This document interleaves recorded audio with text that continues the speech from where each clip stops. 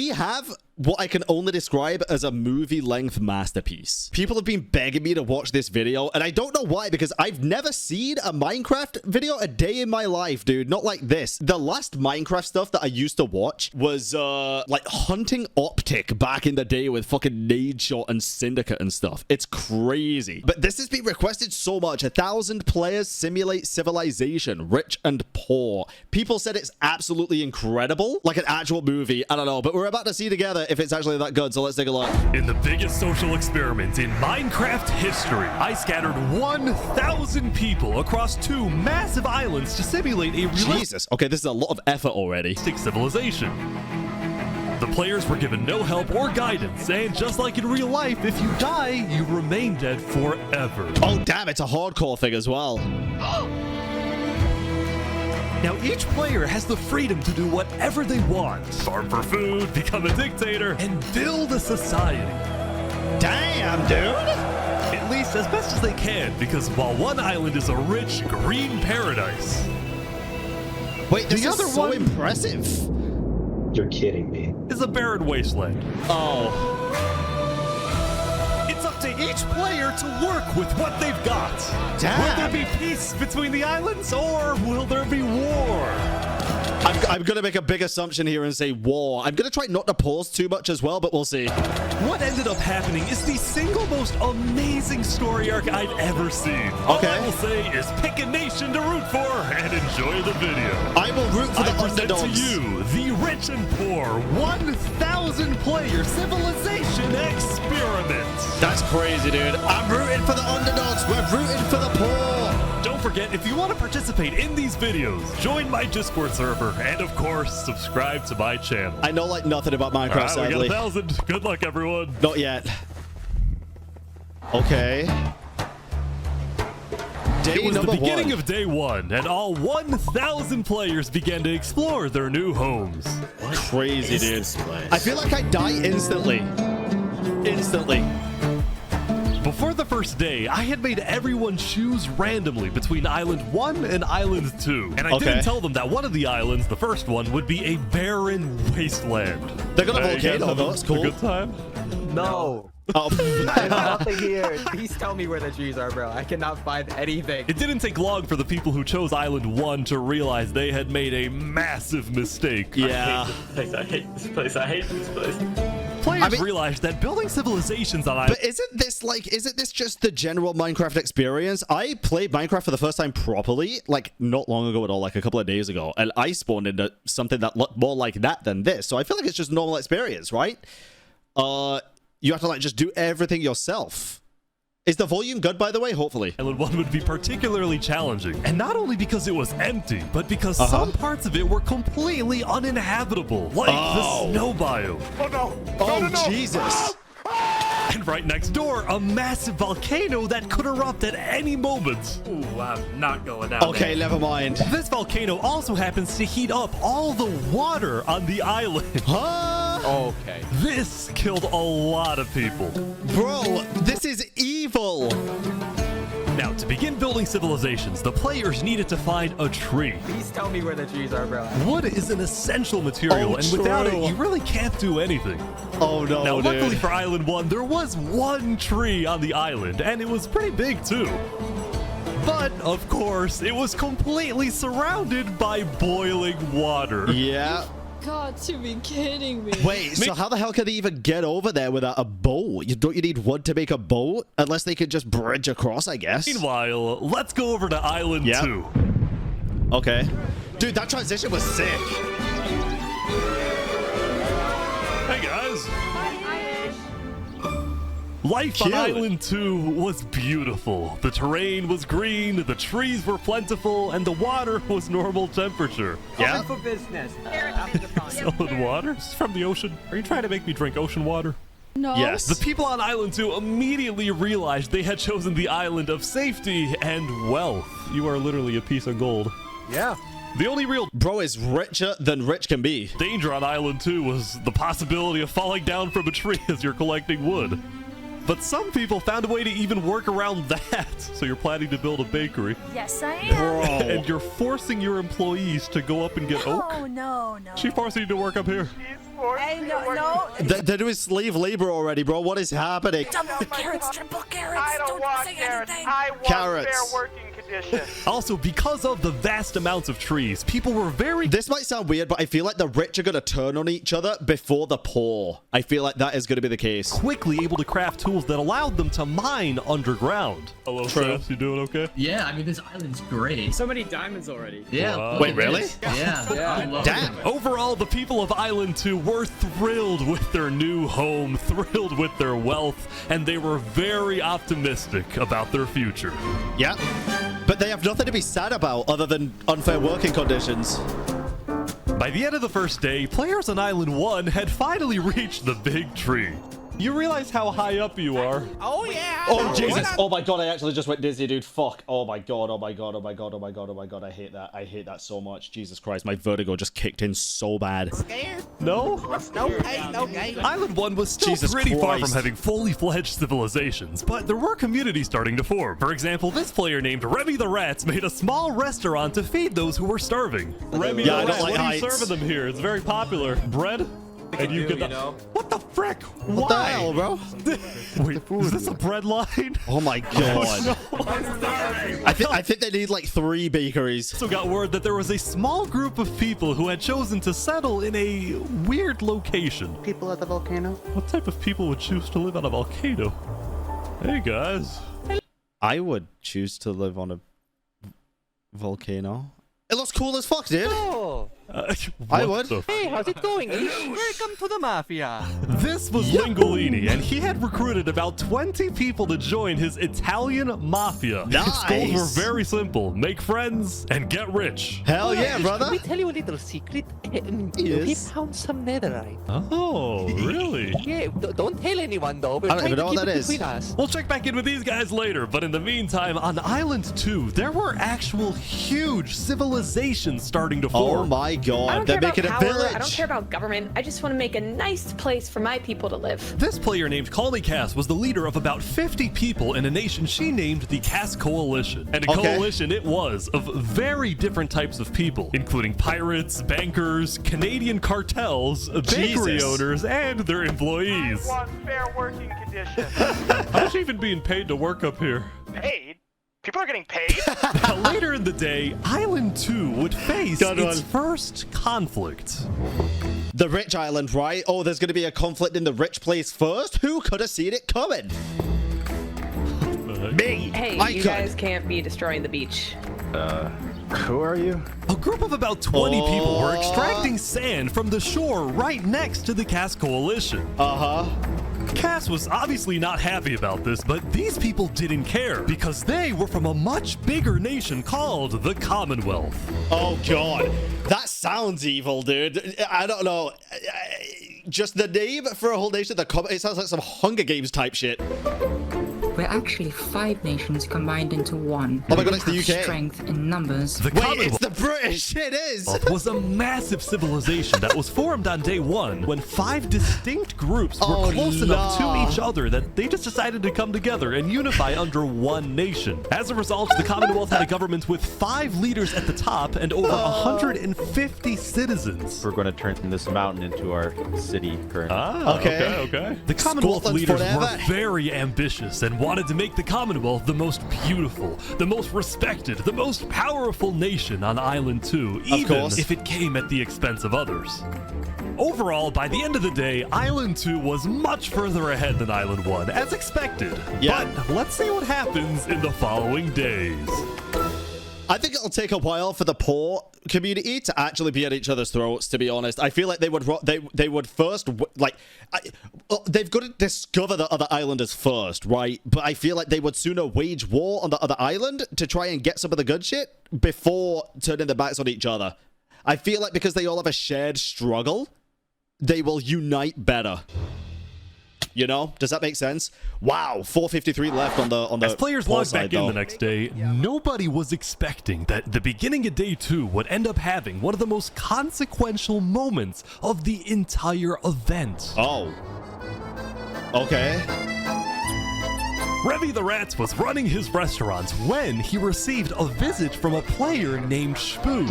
Spood. Night, I need food, I'm dying. Yo, Spood. Yeah. I do have food. Nice. Oh, I need food. Friendly. God, I'm too kind. I care about everyone else before myself. It's such a problem. Now this player, Spood, was a rising leader on Island 1. He was known for always giving away his own food. Oh, God. But some people started to suspect that Spood's supposed generosity was merely a method to gain popularity. Yeah, it's all just a popularity contest, bro. Further his political ambitions.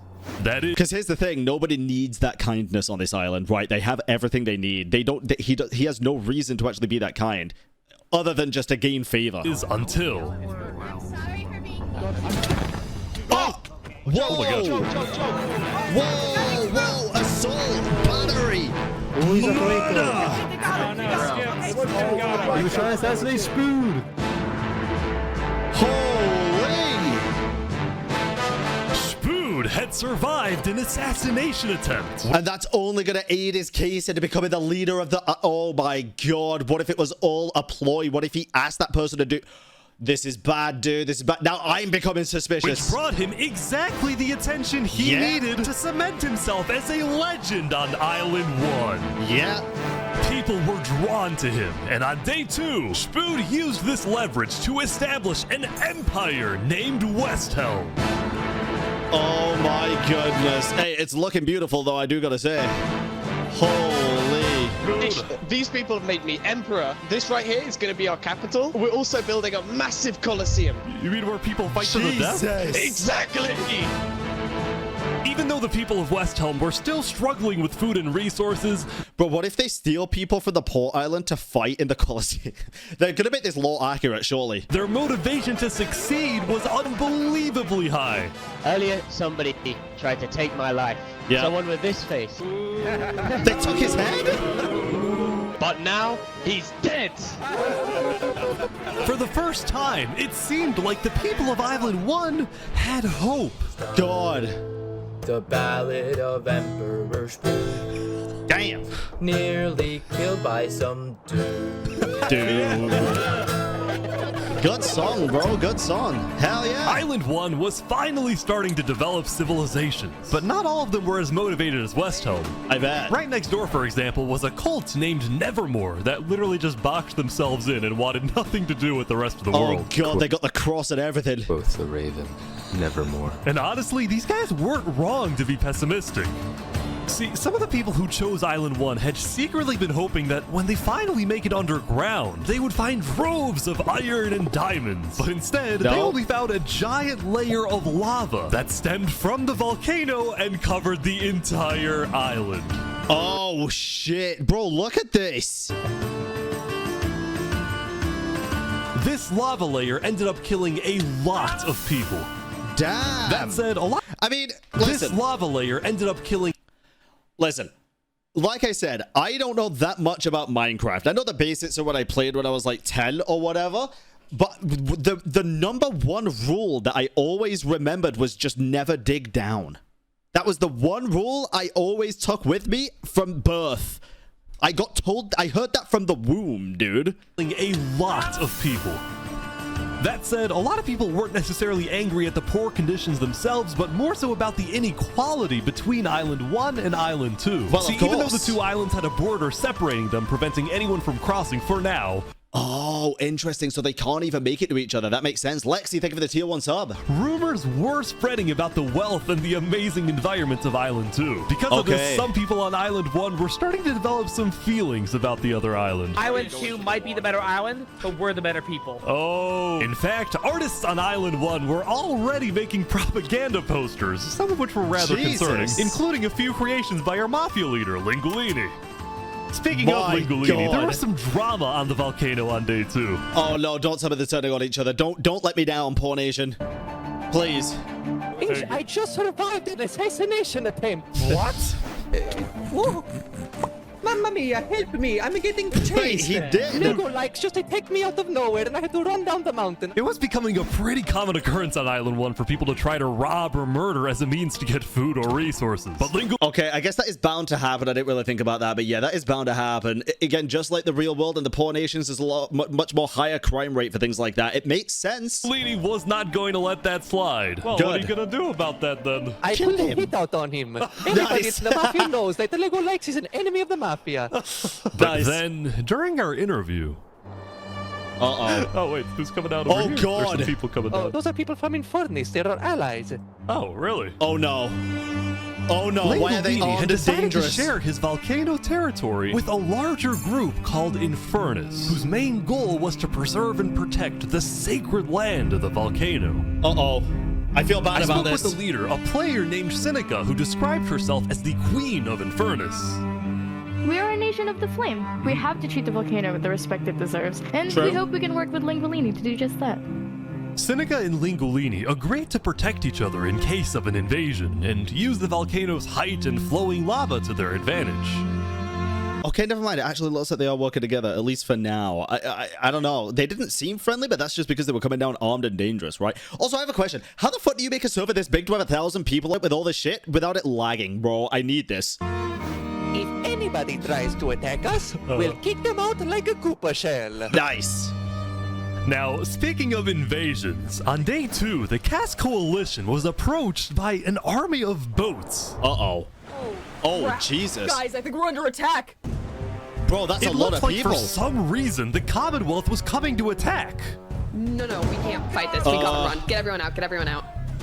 But after a few moments of panic, it turned out to be just a group of immigrants who had gotten lost. We are not here to invade, I swear. We are not here to invade you, we promise. Why are y'all here? You must But I didn't do anything. Oh, that's great. brought them all. You didn't do anything. Okay. The leader of the Amazing, migrants, dude. a player named 3 Below Zero, profusely apologized for the scare. Is that 3 below 0 IQ? And then the migrants took off. What's going on, Gus? I know they didn't mean to do that. I'm telling Yeah. my people not to worry. Good. Glad to hear. Unless, oh my God, unless it was a ploy. It was to plant the seed of betrayal coming in the near future. They did this to plant the seed that when they see boats coming in the future, not to worry. But the next time this happens, it's going to be an all-out waged civil war. I'm calling it right now. I'm calling it right now. Now, on day 2, players had finally realized that Island 2 was not technically an island at all, but an archipelago or chain of islands. Oh, the interesting. northern island was an optimal place to settle with open fields, trees, and wildlife. So naturally, it had the biggest civilizations, including the Commonwealth, the Cass Coalition, and a huge kingdom named Tricolor, ruled by a monarch named Jophiel. The red stands for the underground, the green for plains, and the blue for the coast. The center island, meanwhile, had pink cherry blossom trees and was the home of a small nation called Barbieland. What is Barbieland. this? Oh my God, it's cherry blossoms. It's just all pink. In plastic? Oh god. It's fantastic. And lastly, the southern island was big, but also extremely dense, flooded with jungles and swamps. As a result, nobody really wanted to stay there, although I did find one person. Saps, what is this? Can't you tell? This is my vacation home. How's this a vacation home? I don't see any lawn chairs or furniture. There's no Hey, roof. hold your horses there, cowboy. Yo, it's beautiful.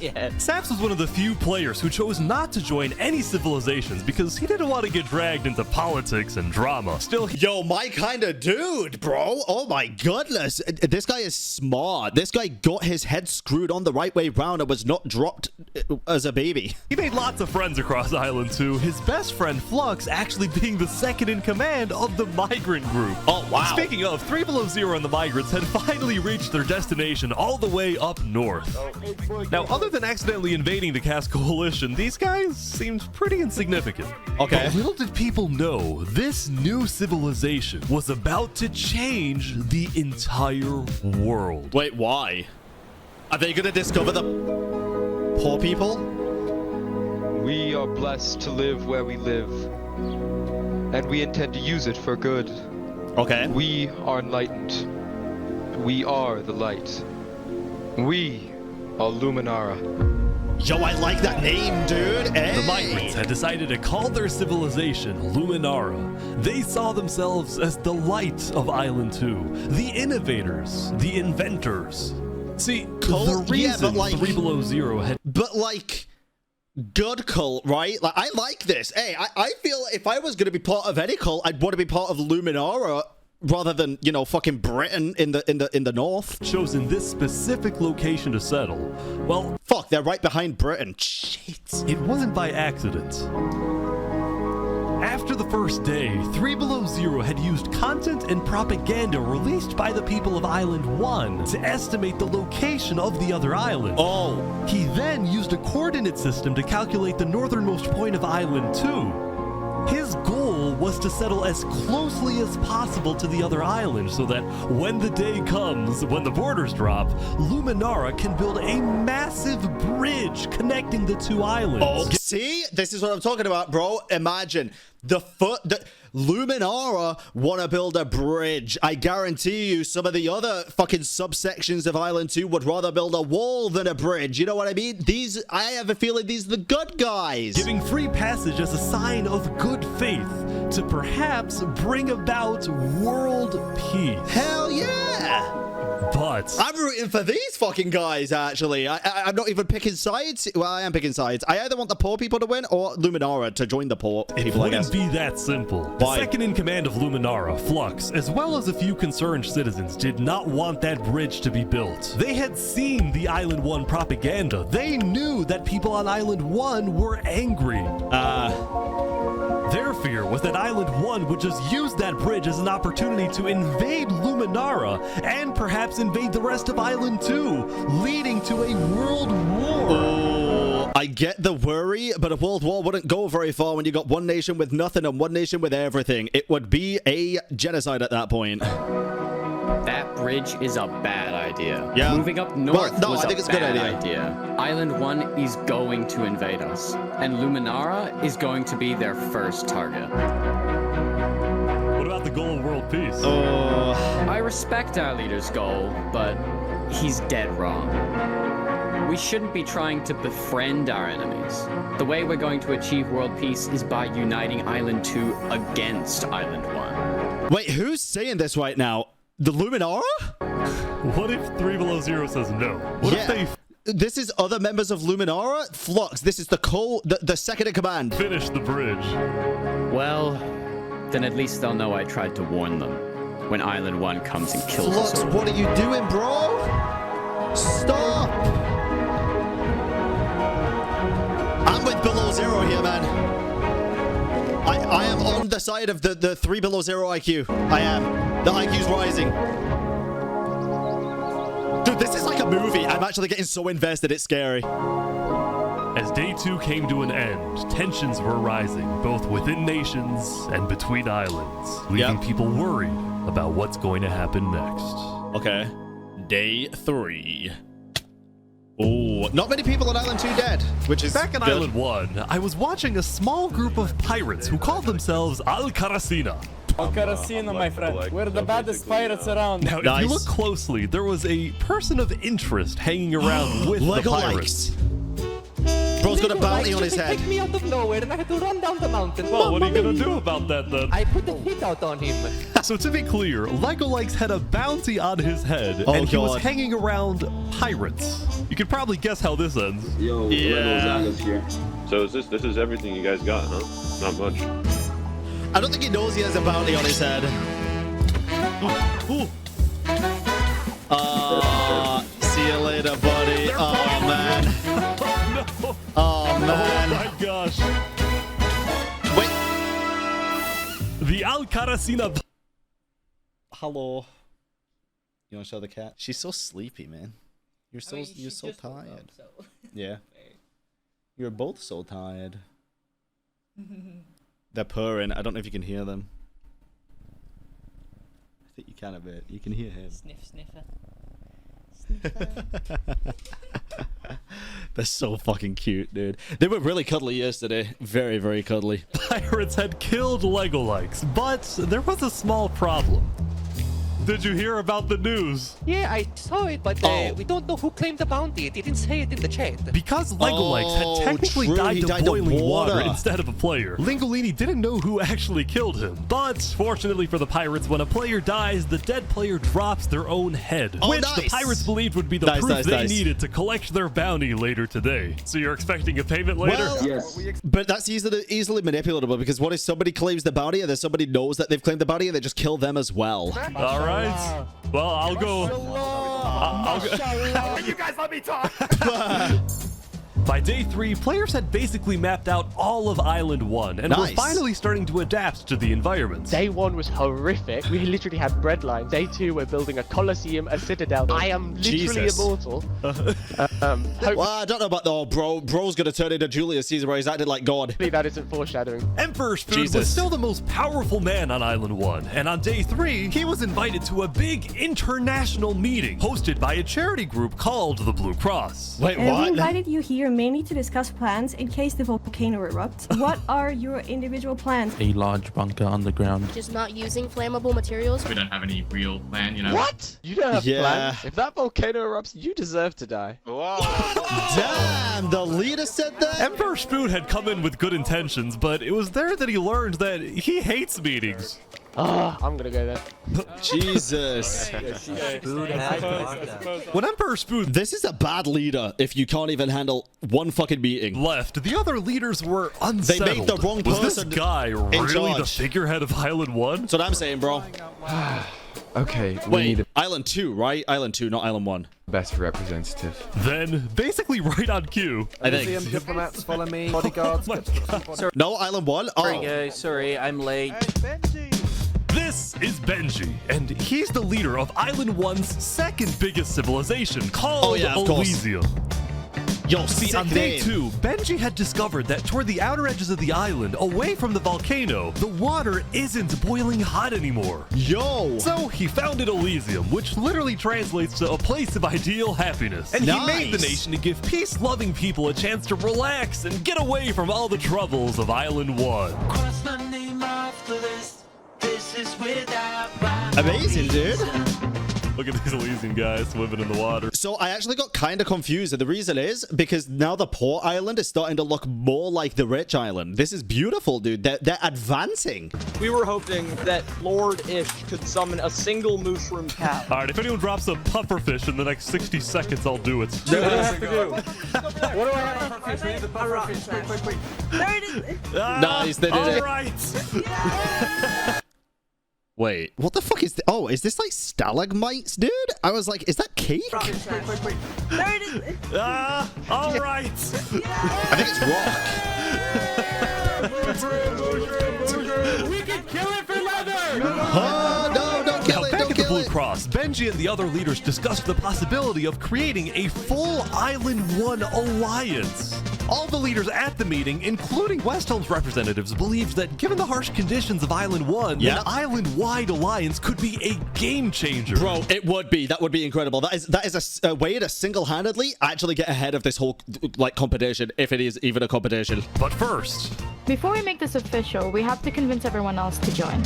See, there were a few civilizations not present at the meeting, and to complete the full Island 1 alliance, the Blue Cross would have to go out and get them all on board. Makes sense. First was the Alcaracina Pirates, who coincidentally happened to pass by the meeting as it was happening. Hey, guys. Hello. They were on their way to collect their bounty from the second nation not yet in the alliance, the Lingolini Mafia. Okay. Oh, yes, they're waiting. Hello, I'm looking for Mario. Hello, it's me. Ooh, mamma mia. It looks like a small brain. It sure looks like Lego lights. Meanwhile, the Nevermore cult would probably be a little bit more difficult to convince, but the Blue Cross said they'd try anyway. Okay. Now, do you all think they'll go for it? I think they would with enough convincing. As for the fourth and final nation, well, it was a bit of a mysterious group. Their civilization was down south, and they were very isolated and secretive. What are they, the fucking They were also Grim rumored to have an Reapers? extremely strict government, but also a large amount of very skilled fighters. As a result, people were kind of scared to approach them, but they knew they had to eventually to complete the Blue Cross Bro, Alliance. this place looks beautiful. It's literal hell. As I said, beautiful. They knew that if this alliance works out, it wouldn't matter that they all lived on the poor island. All of a sudden, out of nowhere, the most powerful force in the world would become Island 1. Yeah. At first, Island 1 was supposed to lose, but now they were on the verge of turning their lives around completely.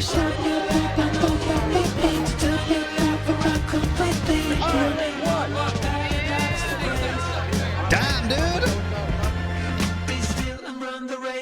Amazing. All right, they're killing it, dude. They're killing it. The common... Oh, it's Britain. Are they going to blow... Why?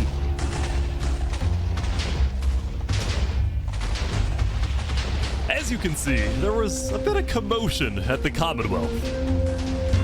They had just exploded their own land because of a miscommunication. What? What happened was one of the 5 leaders, Coraline, got the idea that the Commonwealth was planning to move east. So she started telling everyone to move. Thus, believing that they wouldn't need their old land anymore, one of the citizens just decided to blow it up. I thought we Dumbass. were moving. What? We're not moving. I'm surrounded by idiots. Overall, the Commonwealth was having trouble getting anything done because the 5 leaders were constantly fighting over power. Okay. See, there were 5 leaders, each with 1 vote. But because they were originally 5 separate nations, each with a differing amount of citizens, should the smallest faction's vote have the same weight as the biggest faction's vote? This is where the problems start coming in. They're gonna go for independence, probably, right? It's ridiculous that Armin's vote is worth the same as mine. I mean, I need about 50 people, and he has like, barely 5. I thought it was got William Afton then. Because of all the fighting and disarray, Commonwealth citizens started moving to other nations like the Cass Coalition. Okay.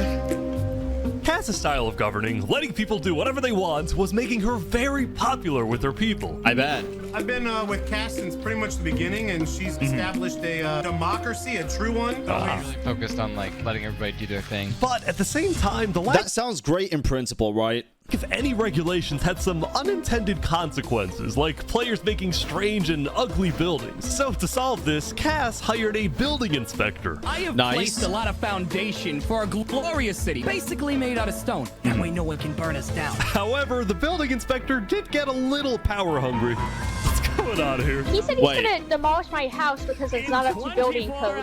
Because it's not up to code. So then, citizens took matters into their own hands. Because the inspector got demolished the house. Maybe ask the leader first, right? What? Anyway, on day 3, the biggest nations on Island 2 were still the Commonwealth, the Cass Coalition. Ah, yes, the Homeowners Association is bad. Let's kill him. And Tricolor. God. Tricolor was a medieval civilization separated into 3 regions, one of them being an underground city. Okay. Oh my God. The dwarves. This is big. Yeah. People didn't really know that much about Jofiel and Tricolor because they tended to be more private. Jofiel was more interested in building up Tricolor rather than doing outside diplomacy. But people would still come to Jofiel with all the political news of Island 2. I am so Of course they would. Drama spreads like wildfire, dude. tired of the politics already. I've got some news. People are concerned with Aperion trying to colonize them. Oh my God. Oh, God. Now, this particular rumor about a group named Aperion colonizing people happened to be false. Aperion was just a small town led by a player named Alkaline, and it was actually the only nation other than Luminara that directly bordered the ocean next to Island 1. Oh, interesting. Okay. That said, the rumor that Island 1 was uniting was true, which got some people worried, especially the 2 border states. Yep. So Jofiel invited over all the major leaders and diplomats of Island 2 for an emergency meeting. Oh, God. The only leader who declined was 3 Below Zero because he unsurprisingly wants to keep himself out of the politics entirely with Luminara. He was busy building the Luminara Bridge. So he sent in his place his second in command, Flux. Bad idea, bad idea. Flux Flux is like the second. Oh, this is bad. I don't like this because we know Flux does not agree and will agree to things that 3 Below Zero wouldn't. So what's your plan here? I don't care what 3 Below Zero says. We need to make sure everyone unites against Island 1. Oh, good luck, sir. And because this meeting was the most important event yet on Island 2, Jovial invited a neutral mediator, someone who could lead the meeting in a fair manner and wasn't a part of any nation. Okay. Saps, where are you going? Apparently they're making me lead the meeting with all the Island 2 leaders. Oh, shit. You sound very excited about it. Oh, no, I'm not excited. I'm terrified. I'm accidentally gonna cause a war. Oh, no. I feel like that's foreshadowing, dude. All right, I think everyone's here. Welcome. Oh, God. Well, we at the great and mighty Commonwealth are looking forward to a productive conversation. Yep. Thanks, Okay. it's great. So, as the president of Aperion, I'm actually really worried about our town. Oh, Which is no. why I'm proposing we all join a defense pact. If one of us gets attacked, all of us are under attack. Bro. Here. I can agree. They're literally making fucking... I was going to say the UN, they're not the UN. NATO. They're making NATO. Yeah, I like that. That's good. That's a good start, but if Island 1 attacks, say, Luminara, Yeah. well, by the time you can even arrive to defend us, everyone at Luminara will already be dead. Which is why I think we need to focus our efforts on preventing an attack in the first place. An attack is inevitable. I'm just saying. Hold on, Flux. Let Jovial finish. Preemptive strike? Island 1 is starving. They're not going to attack us. They have bigger problems. And imagine for a second how quickly we could change their hearts and minds if, instead of Wait, I like this guy's way of thinking, actually. Be nice. treating them as an enemy, we send them aid. Good guy I think idea. Joe feels right. We do the defense pact, but we also send aid to Island 1. Basically, we're ready for an attack, but we try our best to prevent it. I'm on board with that. I agree. The Commonwealth agrees. Guys, no, this is ridiculous. Flux, Island 1 is literally making propaganda saying death to Island 2. They're jealous that we live in a paradise, and they're gonna invade us no matter what. And you wanna send aid to them? Guess what? They're gonna take whatever you send them. Food, armor, weapons, and they're gonna use all of that against us. I kind of get it, but... He might have a point. Because why don't you just prepare for war just in case? But you don't have to start it, right? If they do come at them, then they could defend themselves. They've got the power, the money, everything. The planning time, everything to be able to defend themselves and take care of themselves. One isn't evil. They're not savages. True. They just need help. You cannot be this naive. Well, there's a guy under the table. Huh? Everyone is super on edge. They're worried about traps. What is going on? Guys, Island 1 is united. They have hundreds of people all aligned in the same goal, to kill us So do and you. take our resources.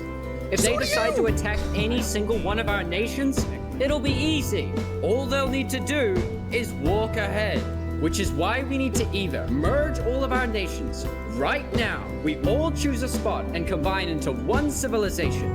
Either that, or we attack Island 1 first. Oh, God. Crazy? This is ridiculous. What's crazy, Jovial, is you leading all of us to our death. Oh my You God. have to Oh, listen. God. If we don't do this, it's the end of Island 2. Flux, Hold on, we can't do that. That's crazy. What is happening? All right, everyone. We can't fight.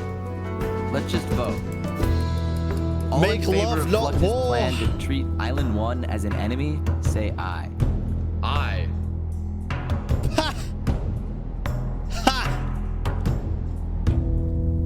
And the world fell silent. All in favor of sending aid to Island 1.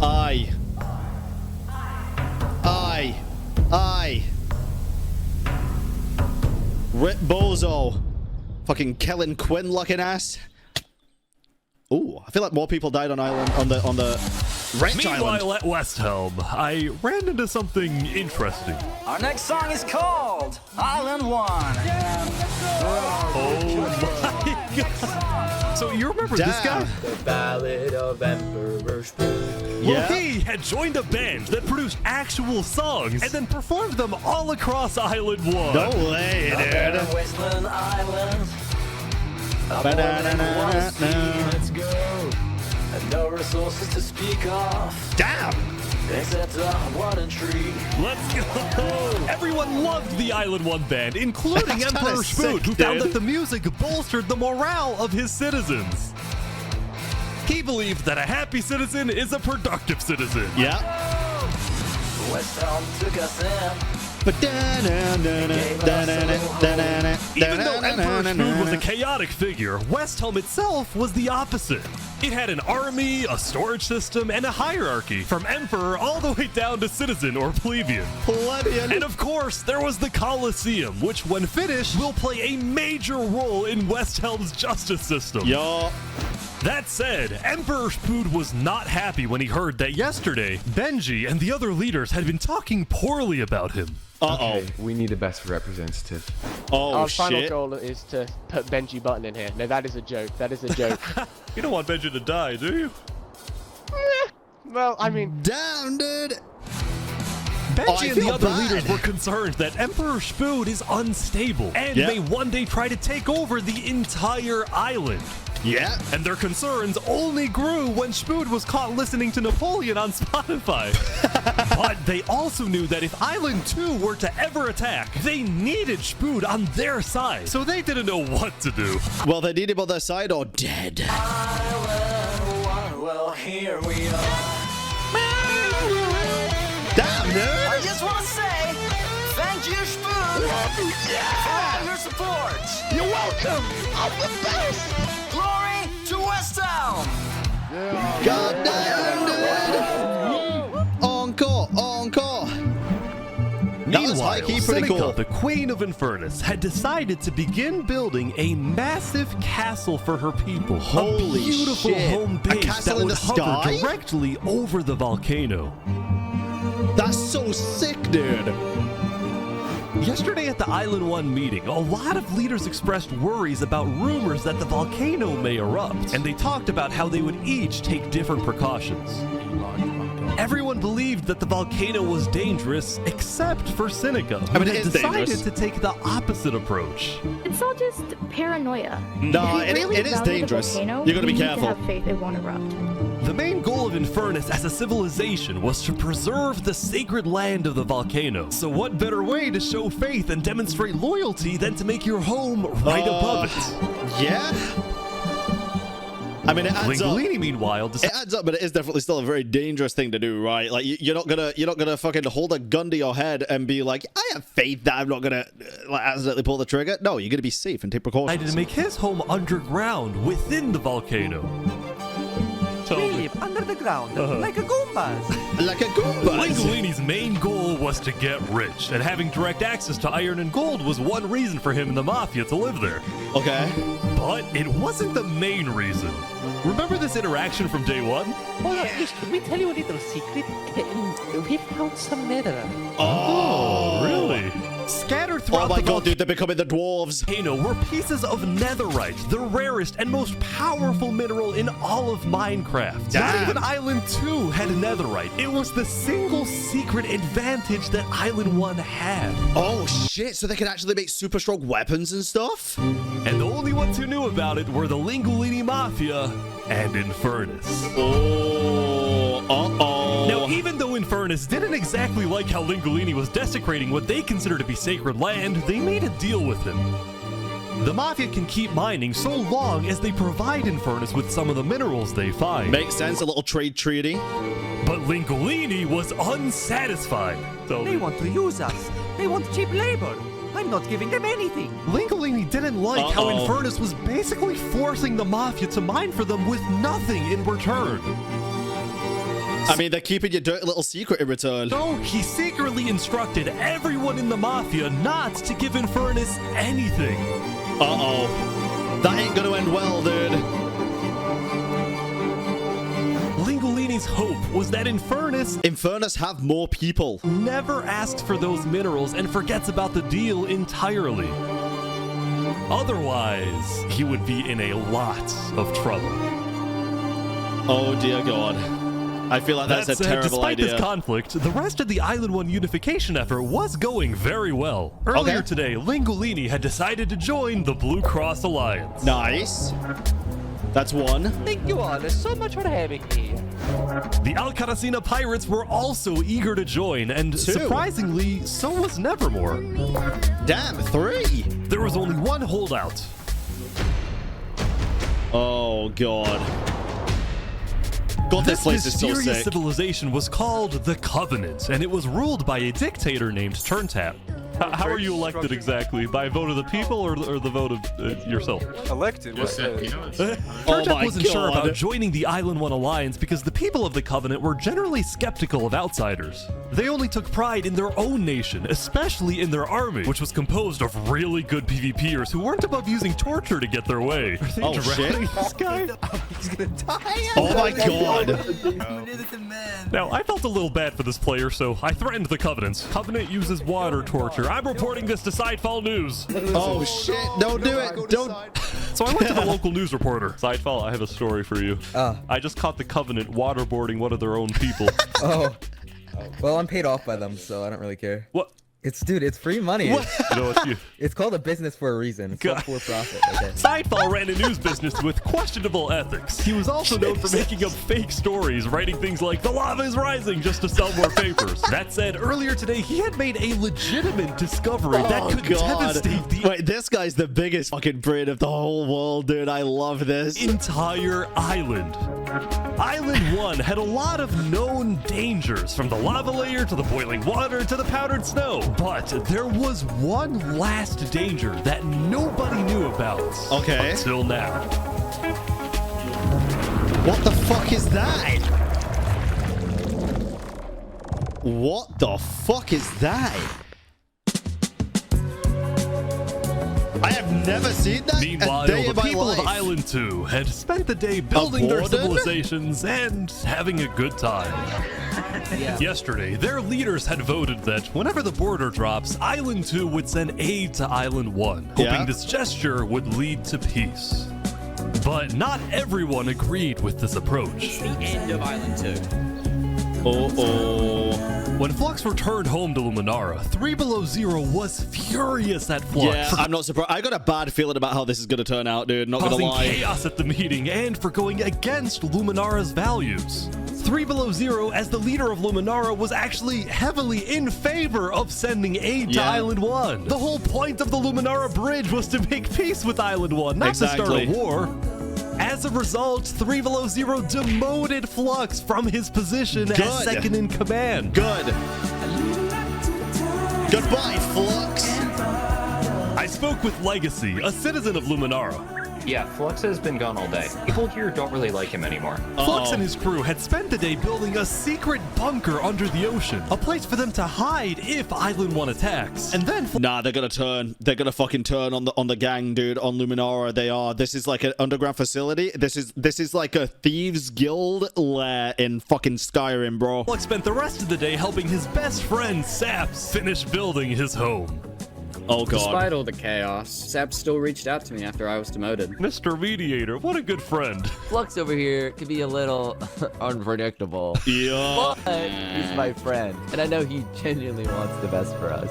Even though Flux was much more I do think he wants the best. I just think he went about everything the wrong way. Just than Saps, these two had become very good friends. So many diamonds already. Yeah, Wow. look at this. Yeah, I love him. But just as day 4 was about to come to a peaceful end, something happened that would change the course of Island 2 forever. What? Does he fall down the fucking stairs? Jesus Christ. Wait, what? Jofiel, the leader of one of Island 2's largest civilizations, was walking across Tricolor with her second in command, Seraphim. Yeah. I mean, this looks pretty chill.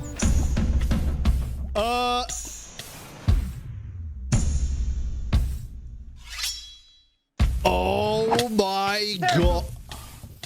What are you doing? What? What the hell? No way. It said their name as well. It said their fucking name.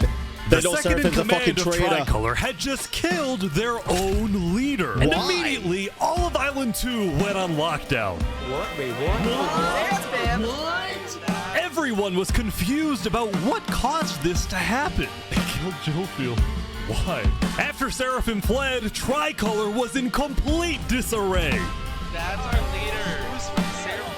Why? Back I at don't Saps' get it. place, Flux told Saps it might be a good idea for him to call an emergency meeting with all the leaders.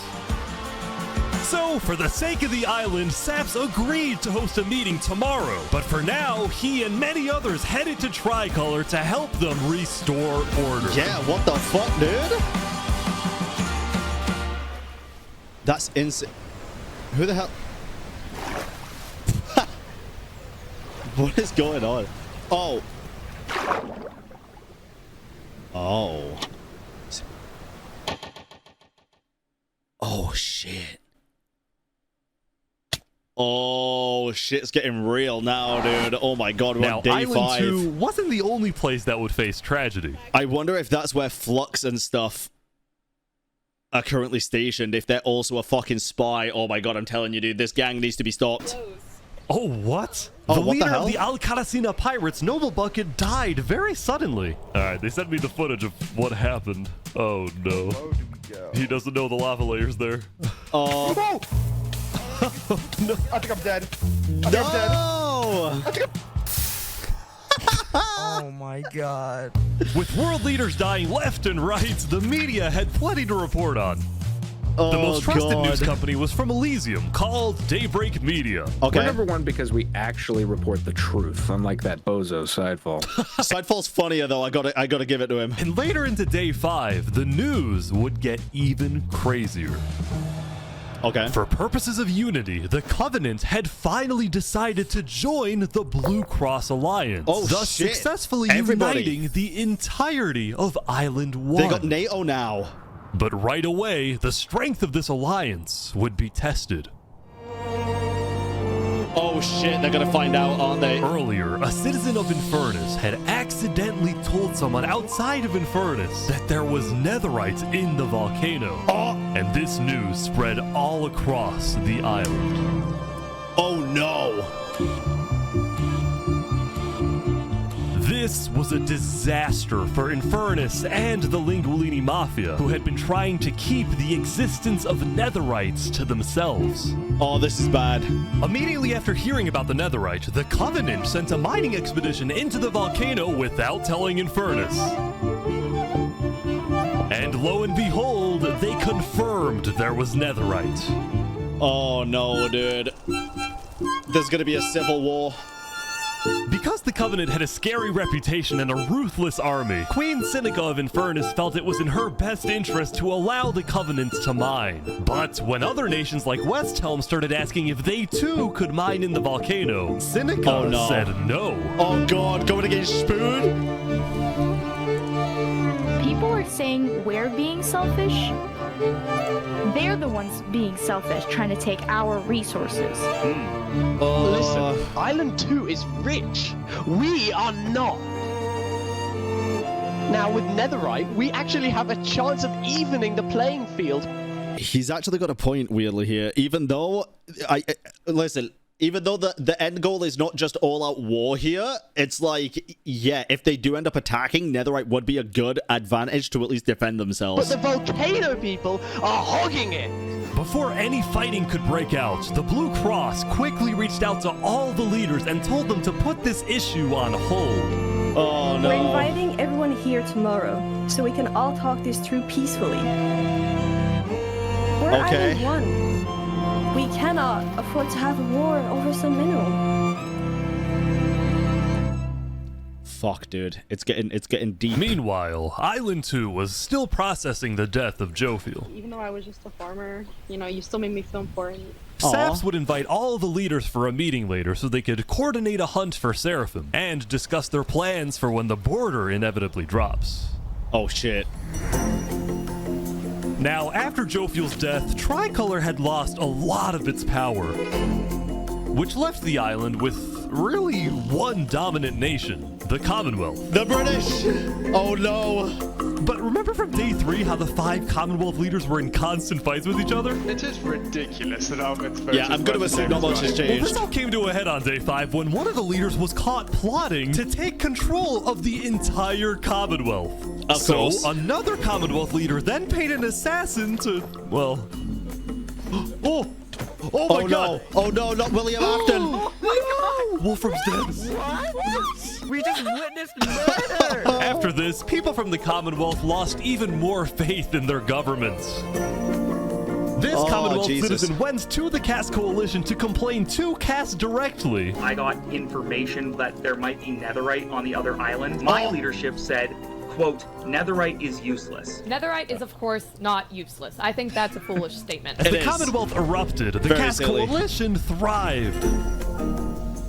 But they did have their own problems. Cassie's coalition is going to fall apart at some point because she is going to have to put her foot down at some point, and the nation are not going to like that because now they're too used to her basically just giving them free will to do whatever the fuck they want. Is this your employee? Yes, he is. That implies I get paid. Is he not getting paid? Skip out on work. You hear this woman? Probably Earlier, What Daddy had ditched work to attend a party in Barbieland. So as punishment, his employers forced him to risk his life and chop down one of the tallest trees in the caste coalition. My God. He's asking for help. You have to yell louder. I can't hear you. You're so far up. You have to get closer to the ground. Jesus. Oh, no! What the... Now, because of this recent tragedy, Cass decided to stay home from Saps's meeting. That said, every other major leader was... Waffle, thank you for the resub, bro. The fucking... Oh, thank you for the tier 1. The proximity check cutting off there was so good. Now on their way. Oh, God. Ay, ay, ay. As the leaders and representatives arrived, there was one person who would be notably absent, banned from attending the meeting. Flux. Before the meeting started, Flux called me to his underground bunker because he had something, quote, important to tell me. Of course. Flux, what are you gonna do?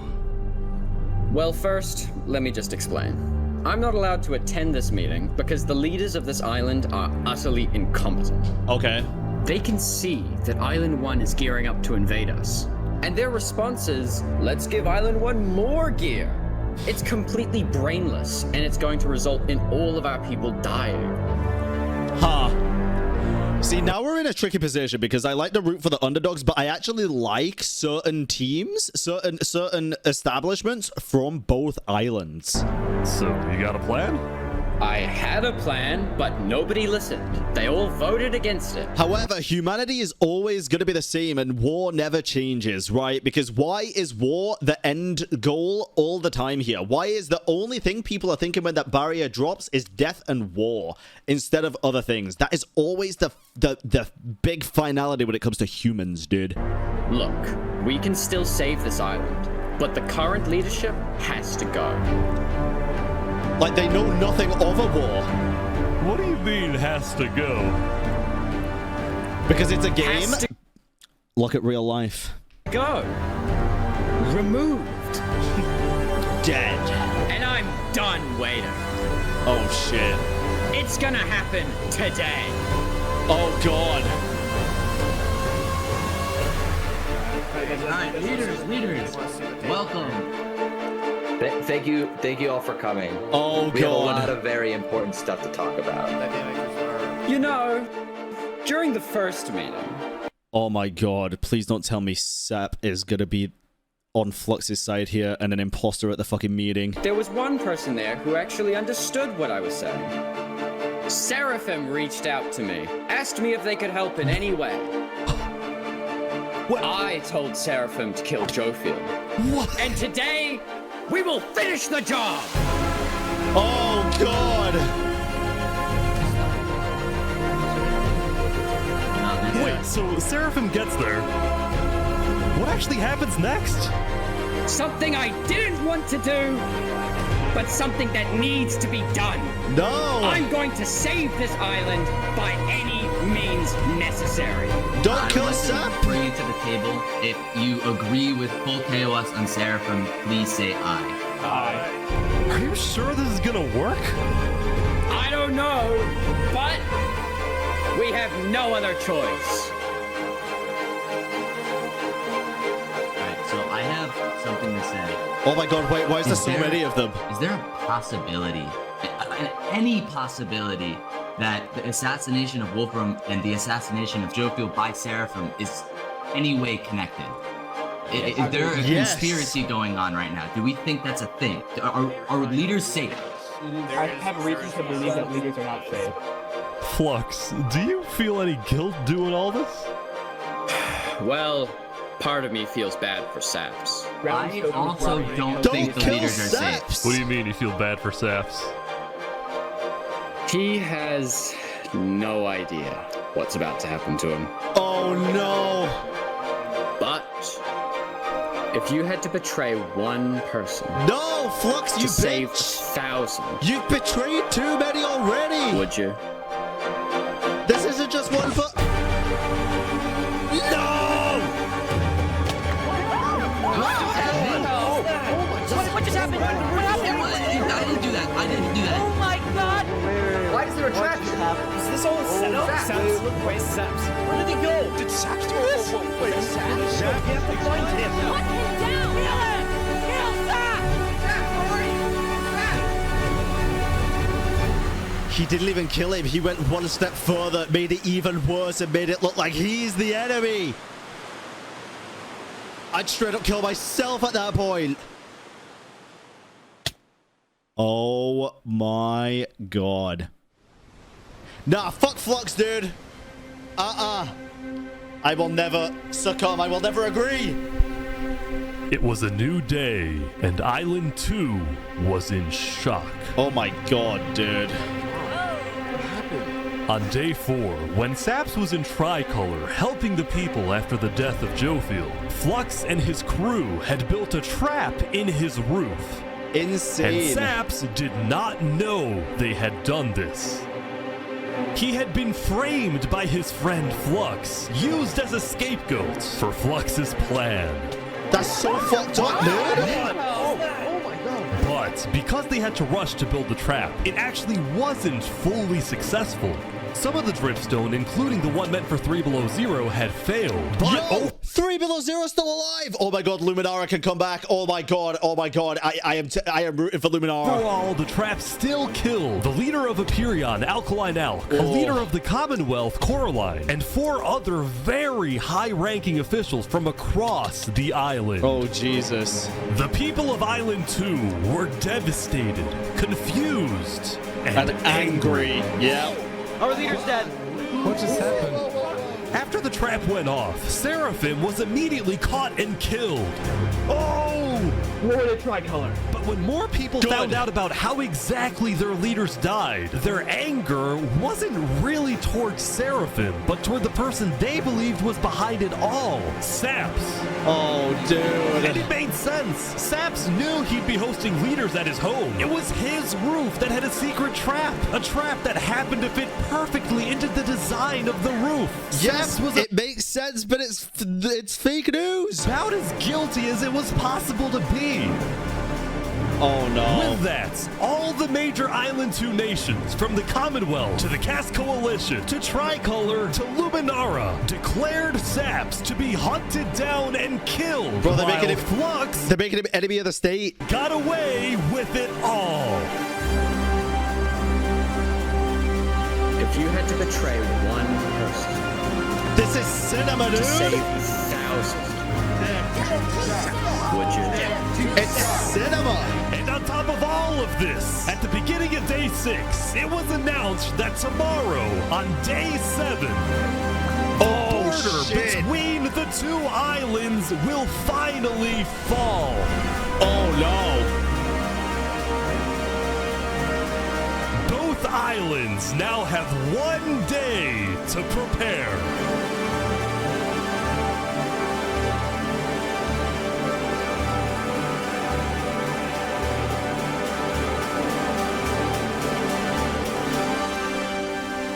Oh, this is not gonna go good, is it? This is not gonna go good, dude. Oh, Jesus. Now, when the people of Island 1 saw the chaos happening on the other island, most just didn't really care about it. A lot of the hatred against Island 2 that was popular in the early days had faded away. Of course, because the anger dissipates because they probably learned to realize, or maybe they had more time to think about it. They probably had no idea either why it was happening. For this player named Oppenheimer, who was determined to take out Barbie Land because in 2023, the Barbie movie had outsold the Oppenheimer movie. I'm building a nuclear rocket that will make yesterday's chaos look like child's play. But when Oppenheimer tried testing his nuke, it went up and up and up and was never seen again. Why do I feel like it's gonna come down like at the very end and just fucking blow everything up? Now, Day 6 did present some new challenges for some of the civilizations. Or it's gonna like take out Barbie Land at a total random fucking point in time. For example, at Nevermore. What is this? What are you doing up here? I got voted out because they hate me. Oh. Huh? Come on! Oh, jump! What about me? Water.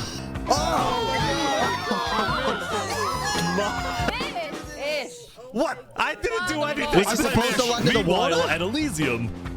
I hate being a leader. Everyone here is so stubborn. Benji was having trouble getting laws passed because his people kept opposing any changes that threatened their peaceful lifestyle. The people of Elysium were generally skeptical of government officials, sometimes even holding trials against them. Although this particular trial did not go to plan. Guys, somebody stole Gerald.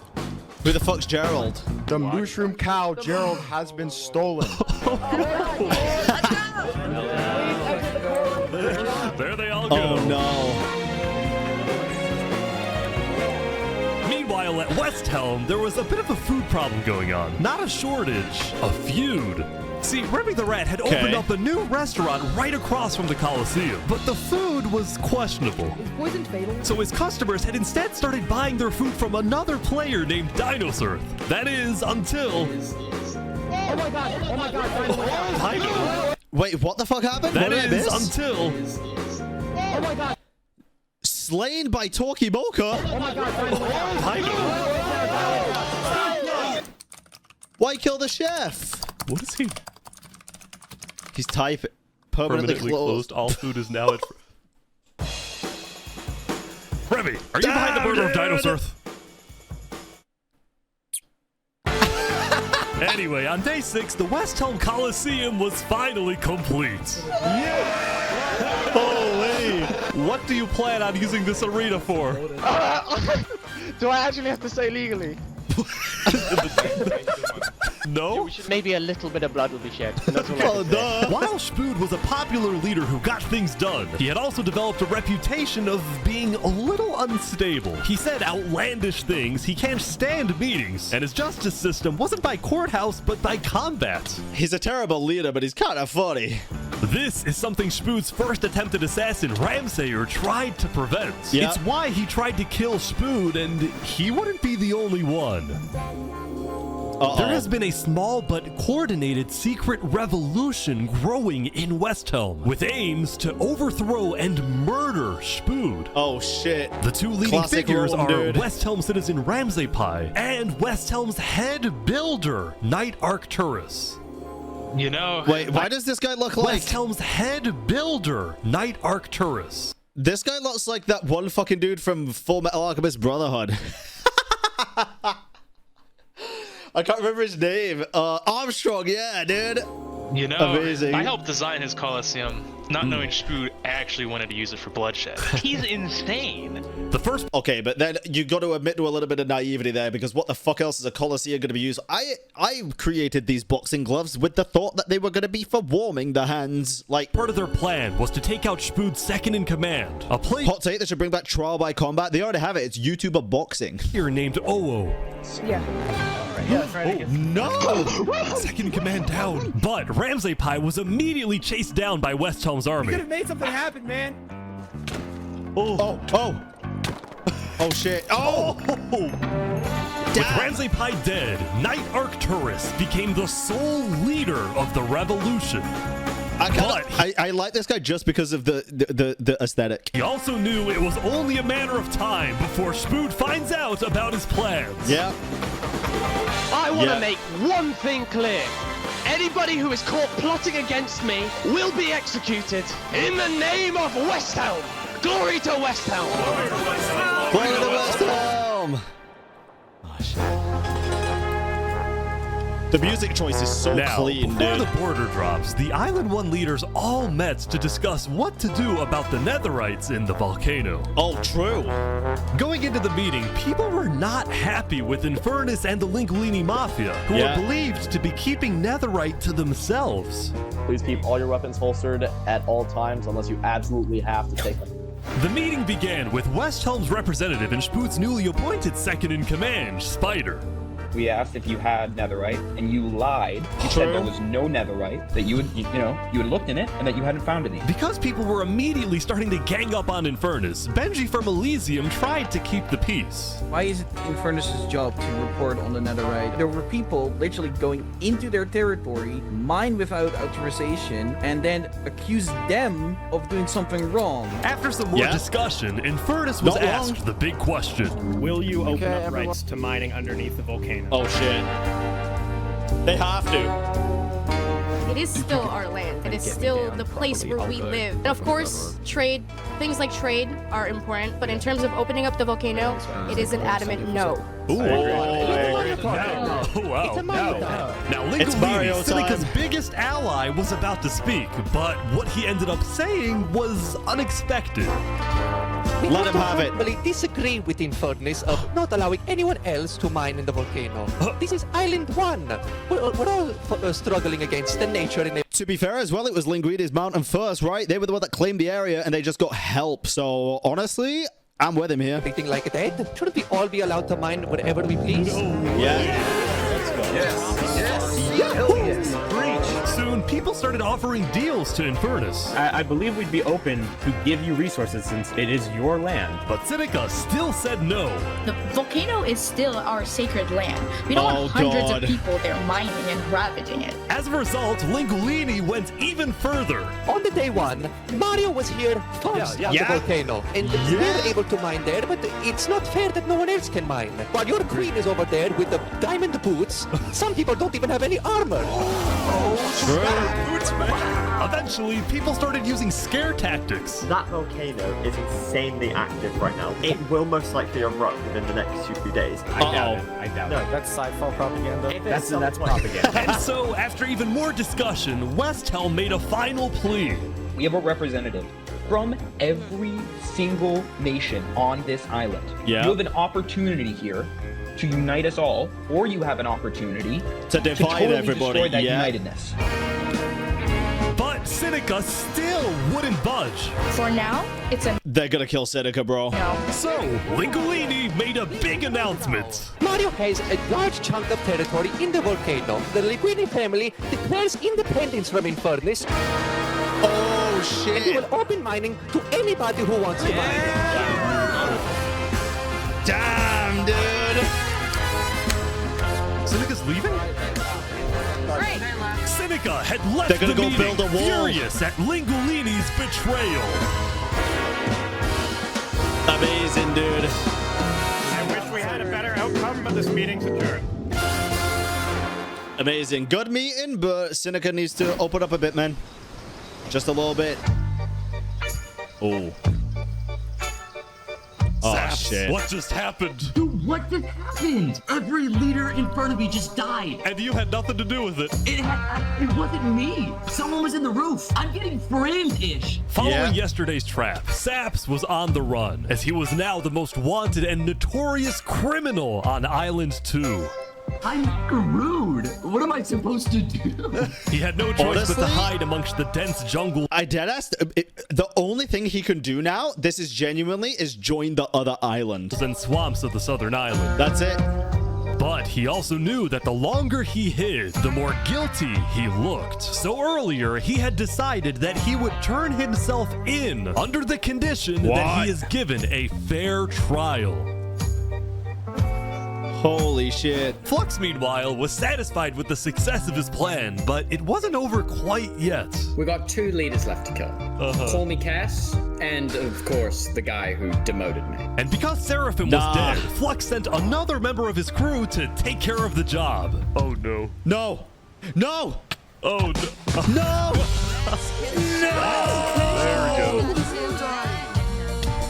To the world, this looked like yet another senseless assassination. But to Flux, it was the strategic progression toward making the people of Island 2 paranoid. So paranoid that they wouldn't trust anybody, and especially not Island 1. In fact, the new leadership of Tricolor was already preparing for Island 1 to invade.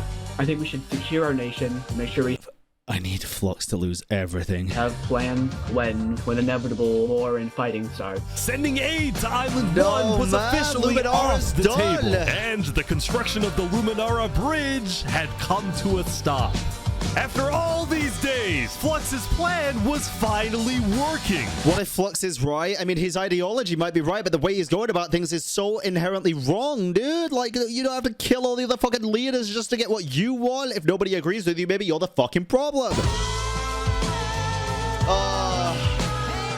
Now, the Cass Coalition, meanwhile, hosted a diplomatic meeting on Day 6 to try and increase the morale of Island 2 before the border drops. Although Cass herself was too scared to attend the meeting. Poor execution. Well, I mean, it was a really good execution, actually, but yeah, I agree with you. I know what you mean. Dolomit, thank you for the 5-month resub. This video is amazing. Where'd you find this? I love drama time. This is literally just something that's been recommended to me for literal days upon days, just constant on YouTube. And I am, like, I want to enter, but my members are telling me not to because there was an attempt on my life yesterday. Yeah, dangerous. Right. Because Cass was one of the last remaining major leaders on Island 2, she now had guards with her at all times. Good. Here, I'll trade you armor. Why? Just want to make sure you guys do not die. Please don't die. That said, everyone would soon be tuning into the trial of Saparata to find out whether Saps will be freed or executed. Several nations argued over who would get to host the trial, but the Commonwealth ended up winning. We've made this beautiful venue to show the world that the Commonwealth is still the strongest. Oh, God. Hope the trial goes well. But first, we'll see. Down in the mines. Goddamn. Why does it appear? What is this? They're moving the warden up. No. Oh, the warden. No, they're not. Wait, can you come They're bringing it to the surface. What the hell? Is it dangerous? It's big. Real big. But I can't. Sidefall. No! My fake news! Rising lava? So remember that discovery that's... Oh my god, he's so fucking smart. He made the propaganda that the lava was rising and he called the thing lava. Oh my god. Well, it was a warden, also known as the most dangerous creature in all of Minecraft. What the hell? had then renamed the warden to Rising Lava, so that when he was accidentally killed by it, the entirety of Island 1 went into a panic. The lava is not rising, but this is just as dangerous. Okay. Run! Holy!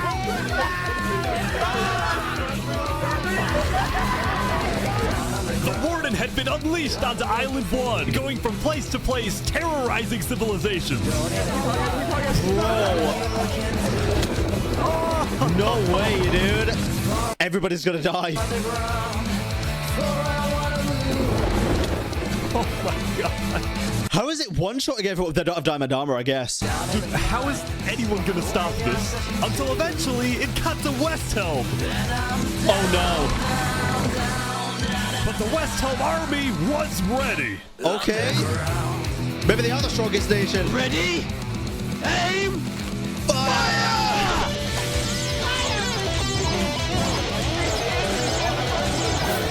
Oh my god.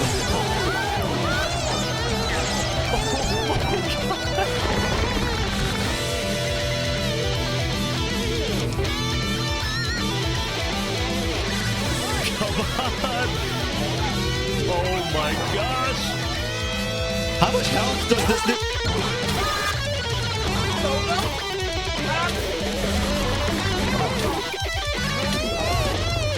Jesus!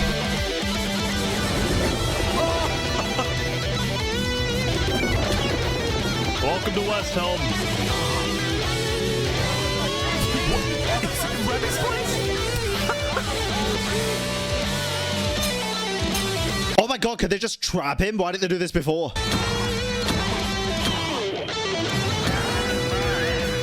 Let's go!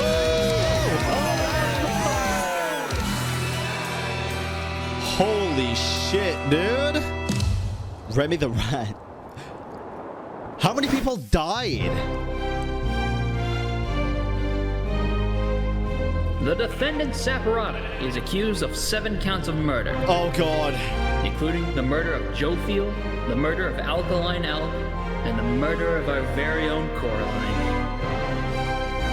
I will hear the prosecution's argument. Donovan, thank you for the 5 months, and Fluffy Jackie, thank you for the tier 1. Followed by the defense.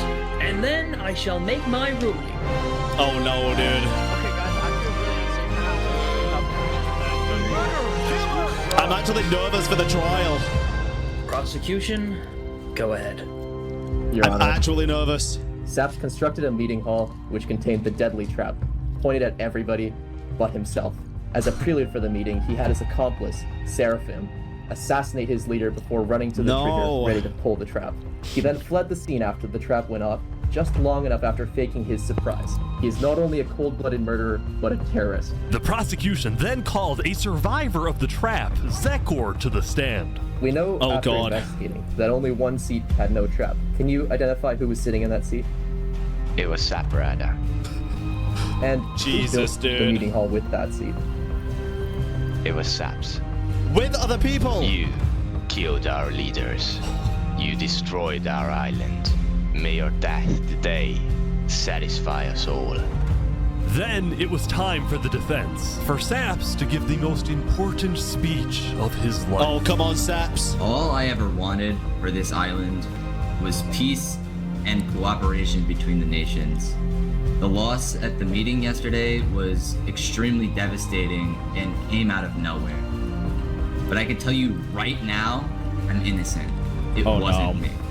The leadership in Luminara helped me build the meeting area. Here we go. And we're the only people who knew about the area before the leadership meeting. That includes the prosecution himself, Thomas 5200. Gotoga, Hive Rotation, Snowbird 334, and their ringleader, Fluxion. Let's go, dude! Hold on. When I left to gather the leaders for the meeting, they must have snuck into the roof of the meeting to make the trap. The people who I thought I can trust the most used me for their malicious intent and killed the leaders and blamed it on me. Saps had figured out he was betrayed and framed by his friend Flux, but he would end up making a critical mistake. No! I find it rather interesting that Three Below, the leader of Luminara, is one of the only people who survived the trap. I find that rather interesting. What about it? The trap too. Well, Saps falsely assumed that 3 Below Zero, the beloved leader of Luminara, was also behind the murders. God. And with that mistake, Saps turned everyone against him. Saps, is that all you have to say? I guess. All right. No, I'm ready to make my Saps. decision.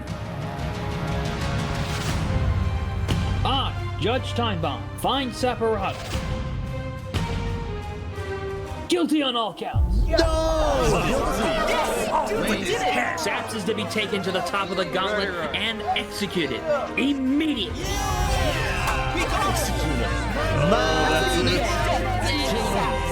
This is not the timeline we should be in.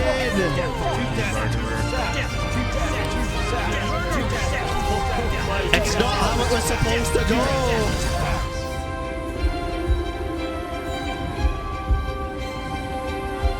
There has to be a plot twist. There has to be a plot twist.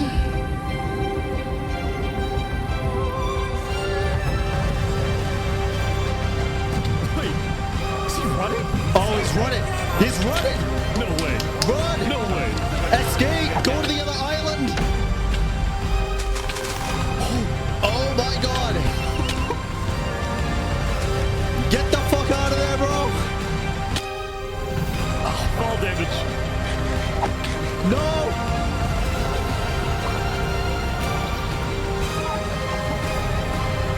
God, he made it out.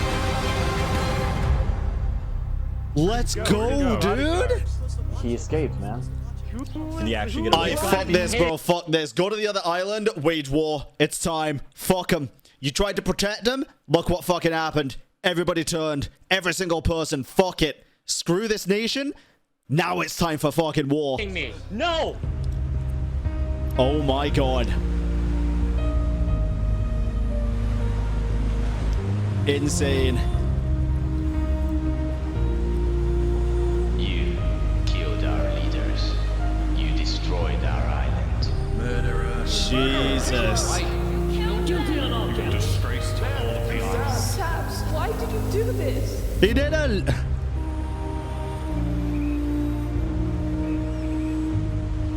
Oh man. Poor guy. He's been through it. The RP in this video is really good. Sometimes I forget that RP, dude. It feels like a movie. I'm kind of addicted, bro. Not gonna cap. Kind of addicted to it. All right, let's go. Day number 7. Damn. Cinema second half. Let's do this. Am I British? Yeah, sadly. Shouldn't have been dropping soon. Yeah. I think so.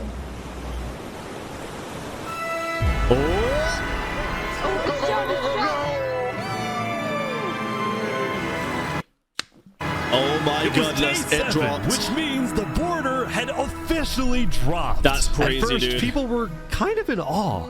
Whoa. Okay. This is beautiful. Going from one island to another after all this time was a major culture shock. Yeah. Is this Island 1? Whoa. And as expected, Island 1 people immediately started taking resources from Island 2. Oh. They're taking the shit. But the flow of resources wasn't all in one direction. Probably gonna take some gravel back to Island 2. We don't have a lot of it. Still, as people from the 2 islands started meeting for the first time, they were surprisingly friendly to each other. Like these 2 who made a tunnel connecting the islands from underground. Yeah, for now. Amazing! For now. We've linked Island 1 and Island 2. For the longest time, I do Island not 2 trust it. feared an invasion by Island 1. But on day 7, that fear completely disappeared. It became very clear that Island 1 had no interest in war. All that death for fucking nothing. Instead, they were just happy that they could finally enjoy Island 2 for themselves. Jesus. The water isn't boiling. Flux, That you said, massive at the pussy. beginning of day 7, Lingolini made a big decision. Oh. He had decided to Yoda, thank you for the 7 months. move out of the volcano and relocate his entire mafia to Island 2. Yeah. This is much more organized than Island 1. After yesterday's netherite meeting, which got a little heated, Lingolini had legitimate fears that Infernus might seek revenge against him. 100%. For anybody new here, by the way, feel free to follow the Twitch channel. We're nearing up on 100,000 followers. Kind of fucking crazy. And I actually have a community Minecraft server. If y'all want to play, join the Discord and check it out there. And I'm going to be making a content creator server as well after Gamescom. Hoping to live a more peaceful life, Lingolini went far away and settled in the Caste Coalition. So you're the leader of a mafia, I've heard? Yes, we are, but we might do some rebranding over here. Are you guys like violent? We weren't violent much. But we have done some political talk that has not been taken well, which is the reason why we're here. Sensing potential danger, Cass decided it was best for Lingolini to set up his home outside the Cass Coalition. Okay. Oh my god, we had golden The kappa Cass trade. Coalition was now bigger than ever before. Sulfide, thank you for the On day gifted. 7, Cass hosted a funeral for the deceased Wood Daddy, and over 100 people across both islands showed up. We are gathered here today in the cherished memory of Wood Daddy, a beacon of kindness in our community. Oh, man. I miss Wood Daddy. He was While nice, Cass's dude. influence grew, the Commonwealth was in shambles. Saps' trial yesterday was a disaster for the Commonwealth. Island 2 had entrusted the Commonwealth to run the trial of Saps. So when Saps escaped his execution, people lost all faith in the Commonwealth. Of course which they did. at one point was the most powerful civilization in the world. On day 7, most of the Commonwealth leaders resigned, leaving just one player, Sitzkrieg, as the sole ruler of the Commonwealth. Jesus, bro, they're dying out like flies at this point. We're searching for saps right now. We will restore honor to the Commonwealth. One of Sitzkrieg's biggest goals was to find and kill saps, but his other big goal was to regrow the Commonwealth's population, which by this point had shrunk by a lot. So he sent out a lot of public invites, especially to the people of Island 1, and it actually did work until... One of the people who moved in was Night Arcturus, the lead builder of West Helm, who had to flee from West Helm because Spood had found out about his secret plans for revolution. Oh, shit. Yeah, the Commonwealth is letting us hide out here. So as long as Spood doesn't find us, we should be okay. Speaking of fugitives, the world's biggest fugitive, Saps, was back to hiding in the jungle after miraculously escaping from his trial. I mean, his he's got to just go to the other island, right? Spirits were quickly fading. Everyone thinks I'm a murderer. I just don't know what to do anymore. Saps knew that Sitzkrieg and the Commonwealth soon planned to scout the entire southern islands to hunt him down. Gotta leave, bro. So on day 7, Saps decided that his best bet was to leave his home island and flee to Island 1. I knew it. I knew it. But it wouldn't be so easy. Of course it wouldn't be so easy. White Spirit, thank you for the 100 biddies. Sir Camptastic, thank you very much for the Prime sub and the 500 biddies. And Kenny, thank you for the 100 biddies as well. Thank you guys. Jesus. Because the border had just dropped, people were constantly going back and forth between the two islands, which means traveling by sea could be dangerous. No way he's gonna tunnel. So Saps decided on another method of travel. He went to the place where he was least expected. Huh? Oh my god, the fucking bridge. He's trying to use the bridge. Wait, there's people here though. Oh, he's hiding. No way. No way. Oh my god. Wait, they saw him. Uh-oh. What the heck? What are you doing? Uh-oh.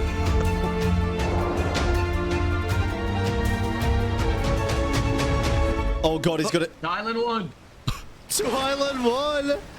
Now, instead of chasing Saps, the Luminara builders instead retreated to inform everyone else that Saps was on his way to Island 1. Of course they did. Saps, meanwhile, quickly sailed the rest of the way to the other island, although what happened next was unexpected. Oh, there he is. Hey, buddy. Whoa. Oh.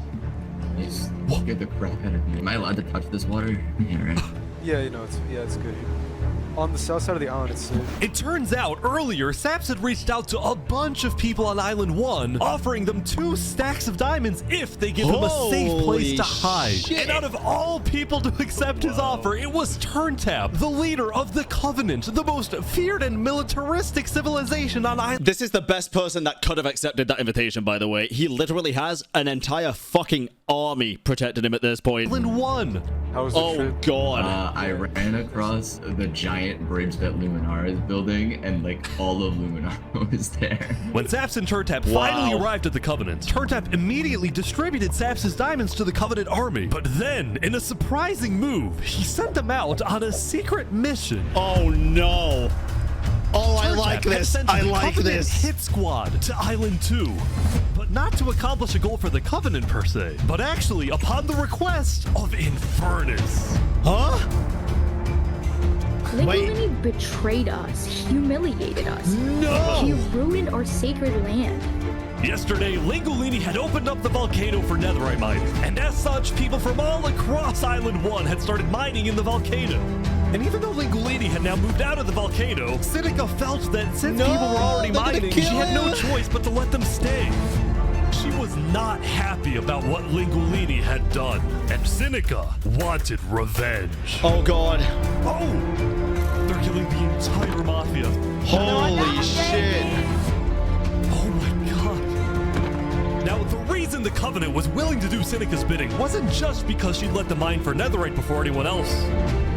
But because as a civilization that values honor and loyalty, the Covenant didn't appreciate how Lingolini so publicly betrayed Infernus. Honestly, kind of fair, and also as a mafia, I understand it. They found him. Fuck, dude. Fuck. You ever thought about diplomacy? had Island 1 at peace and world peace, and we still can, really. Oh, here they go. But over my grave, he will not be a part of it. Oh god, oh god. No, they've got him. They've got him. Mario, no! Ba-da-dun-dun-dun-dun-dun. He's dead. He's dead. The Covenant had massacred the Langolini Mafia. Before any— I mean, the Covenant is such a cooler name, though. I'm sorry. anyone could retaliate, the Blue Cross announced they would schedule a hearing, calling on the Covenant to explain what they had done. Of course. Shit, dude. This is getting intense now. This is getting actually serious. Howdy, Flux. Oh, you got some fancy armor now. Yeah. Oh. Got it from Island 1. Wait, really? Jesus. Earlier today, Flux and his crew had gotten their hands on a super rare armor trim by trading with the Covenant, who had picked up the armor trim from the Warden when it died. Oh. Now, of course, Flux had no idea that the Covenant was also trading with and harboring his arch nemesis, Saps. But he did know one thing. I heard Saps ran to Island 1, so we put out a massive bounty on his head. Flux was now determined to have Saps killed, because Saps was the only other person in the world who knew that Flux was behind the murders of all the Island 2 leaders. Basically, if Saps dies, Flux gets away with everything. And ideally, the sooner Saps dies, the better, because of incidents like yesterday. That includes the prosecution himself and their ringleader, Fluxion. Fuck, dude. Fortunately for Flux, it didn't seem like anyone at the trial believed Saps. If anything, Saps' accusation only made people hate him more, especially the people of Luminara, who weren't happy that Saps— it makes you so mad when you know the truth. Saps accused some of their fellow citizens. What do you want to do to Saps? Kill. Kill on sight. We hunted him down the other day. We couldn't find him, but we have speculation where he is. After the murder of their beloved leader 3 Below Zero, Luminara soon planned to host an election, and the current frontrunner was a player named Legacy. Okay. Me and my parrot, we've just been going around to different houses, knocking on doors. I think we're gonna win this thing. For a moment, Flux also considered a run for leader, although he had basically already accomplished everything he wanted to do. Look, no matter what people say, Island 1 was planning to invade us. They would have just— if they were planning on, they would have walked right ahead. But now that we have stronger leaders, more cautious leaders, they're not gonna do that. We have world peace. And not because of a bridge, but because of me. Bro thinks he's God, but in reality, he's just a bitch. Since the beginning, Flux's philosophy was simple. You can never show kindness to your enemy if your enemy wishes to destroy you. If you build a bridge, they'll use it to invade you. Which they didn't do. If you offer them aid, they'll use it to kill you. Which they didn't do. This is why Flux believed it was necessary to eliminate the Island 2 leaders who wished to be kind. Crazy, But the dude. cost of their deaths was devastating. The people of Tricolor still mourned Jofiel. He's a very good villain. He's like fucking Joffrey. Building a massive statue to honor their deceased leader. Jesus Christ. We've just been trying to focus on restabilizing our nation. Obviously, the passing of Jofiel hit us pretty hard. Meanwhile, the people of Aperion had elected a new leader, but Aperion was never quite the same after the death of Alkaline Alk. Unsurprisingly. The people of the Commonwealth were also in shambles, having a much smaller civilization than they started with. And even though there was some peace on Island 2, people didn't feel a sense of calm, but instead a sense of unease. Yeah, of course, man. Revenge. Everybody's gonna be on edge. They needed closure, and they were determined to kill the person who they believed murdered the leaders they loved. Which is crazy, because if they kill the person they believe killed the leaders that they love, in reality, what they're actually doing is killing, like, the only one other person that could oppose the actual true killer.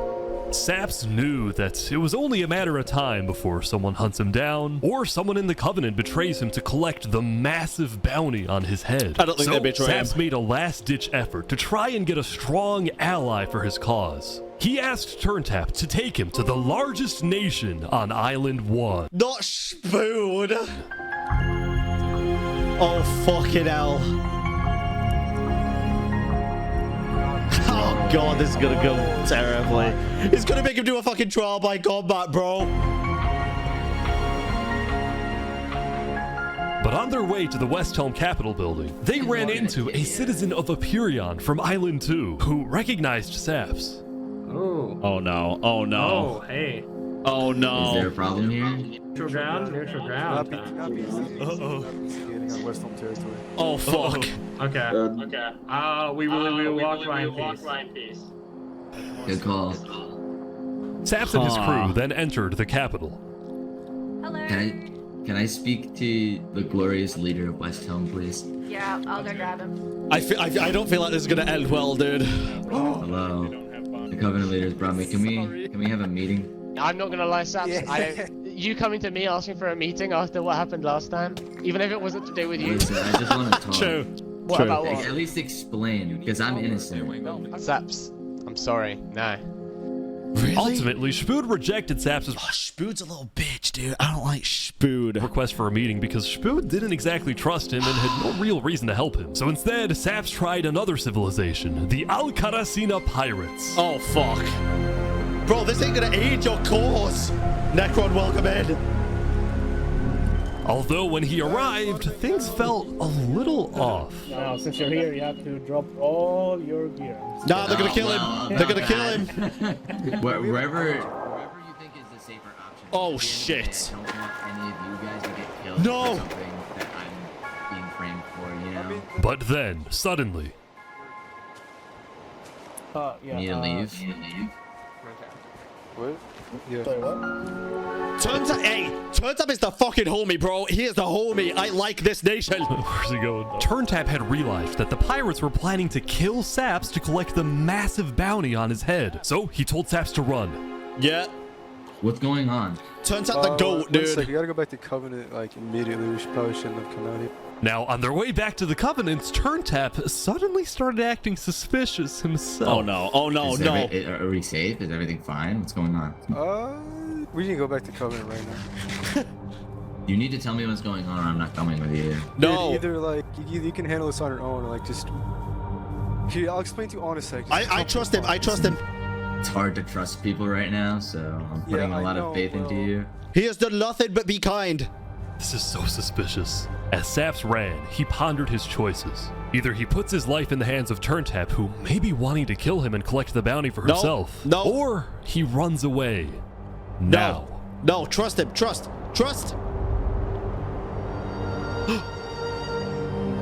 You dumbass.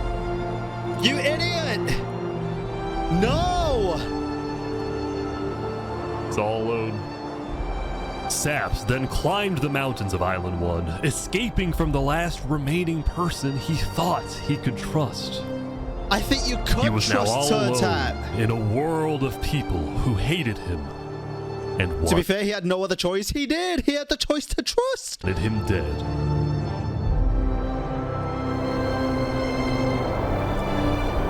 Not explaining is sus. He ventured. Not explaining is sus, but I kind of get it, because if you realize there's something fucking fishy going on, you don't know who's close by, you don't know who's listening, you don't know if there's people underground, you don't know if they've fucking planted some shit, you just don't know. Into the snow.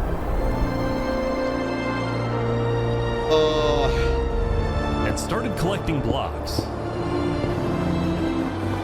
I feel like Sap's screwed, dude. I can't trust anybody.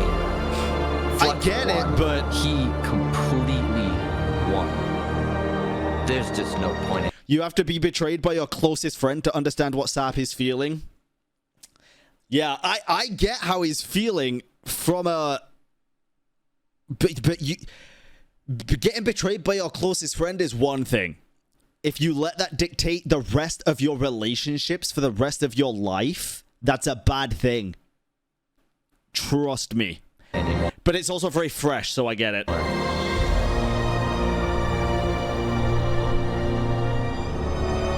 no. On day 7, Saps built a tower in the tundra, a monument for people to remember him by. And he planned to jump off. No! Unless there's a hay bale below, don't do it. But he didn't. Good. Fucking hell, If Sam. I have to die, This is really one of those I'm gonna kill myself in Minecraft moments, but at least they didn't do it. I'm gonna make sure he does too. Good.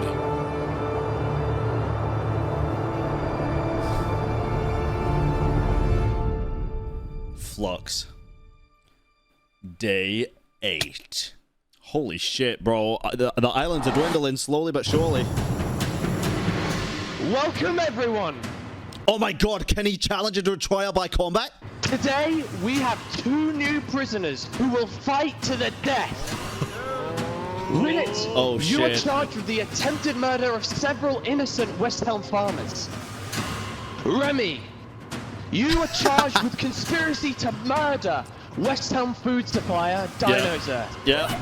Ready, Squeak. set, fight! I feel like Remy's dead as shit here, dude. Here they go. Look that sweep. Hey, some guy jumped in. What the hell is going on? The heck? Why? Oh shit, Remy lives? Remy's teabagging? Remy the Rat had won his duel in the Colosseum, and all of his crimes, including the murder of dinosaurs, were expunged from his record by Emperor Spoon What himself. the fuck, dude? He was now a legend, and his restaurant became more popular than ever before. He put his head on the floor. Now, it's been a busy few days for Emperor Spoon. He was That's gotta be some health and safety shit, right? always working on different things. Have you seen our aqueducts? Show me your aqueducts, Spoon. Look at it behind you! Look at it! So what's the use of this? Oh my god. I don't really know. What is the point of anything? We just build. We have too many builders, not enough ideas. Now, while Spoon was an effective leader, he did have to constantly watch his back for assassins. You know, I've thwarted like 5 assassination attempts, and guess what? I've just found out about another. Oh god. Spoon's entire reign began with him almost being killed, so he was always extra careful and sensitive about where he went and who he associated with. Hey, I mean, that's why he's lived so long, right? So why Spoon was particularly angry when he found out that one of the people who planned to kill him was his own lead builder, Knight Arcturus. According to some of my sources, shit. Knight Arcturus was seen in the Commonwealth earlier today. Really? Spoon had sent spies across the world to Oh, find no. Knight Arcturus. And when they discovered he was staying at the Commonwealth, Spoon immediately reached out to Sitzkrieg to request he be handed back to Westhelm. However, given that the Commonwealth was low on citizens and needed good builders, Sitzkrieg decided to reject Spoon's request. Oh. I'm not just going to give up one of my builders. The Commonwealth does not give in to tyrants. This made Spoon erupt with fury. Oh, I'm gonna make sure that everybody knows the Commonwealth is corrupt. Yeah. They step their chocolate. Oh god, always pissed. Always pissed. Typical Brit. And so Spoon went around telling everyone about how much he hates the Commonwealth. This whole situation became running drama, around. and it actually got to the point where the Yapping. rest of Island 2 was getting annoyed with the Commonwealth. I don't get why the Commonwealth doesn't just hand him over. We don't need a war with West Helm. Unlike the God. Commonwealth, Cass had a big population and she didn't care about losing citizens who were troublemakers. True. For example, earlier, one of her citizens, Addison27, had gone to Tricolor, dug into Jovial's grave, and had stolen Jovial's head. Can I wear this? What? But instead of protecting him, Cass immediately banished Addison from the Cass Coalition and alerted Tricolor of his location, causing Addison to flee Island 2. It was this kind of no-nonsense leadership that earned Cass a lot of respect from not only her citizens, but other Island 2 nations who were now much more willing to ally with Cass than with the Commonwealth. This is getting kind The of very crazy now. existence of the Cass Coalition also provided a sense of security to smaller groups, like this new nation who were mostly Is that Canada? cheese merchants and called themselves the Conquistadors. This is the way of cheese, but el queso. Nice. Since the border dropped yesterday, the economies of most Island 2 nations were prospering, with heavy amounts of trade and tourism between islands. Yeah. Meanwhile, in Barbie Land... Oh no. Ish. I have news. Bro, I'm waiting for that fucking nuke to drop. What? I'm marrying Oppenheimer. What? What? On day 8, the player Oppenheimer had marched into Barbie Land, but instead of destroying it with a nuke, he apparently liked it so much that he proposed to their leader.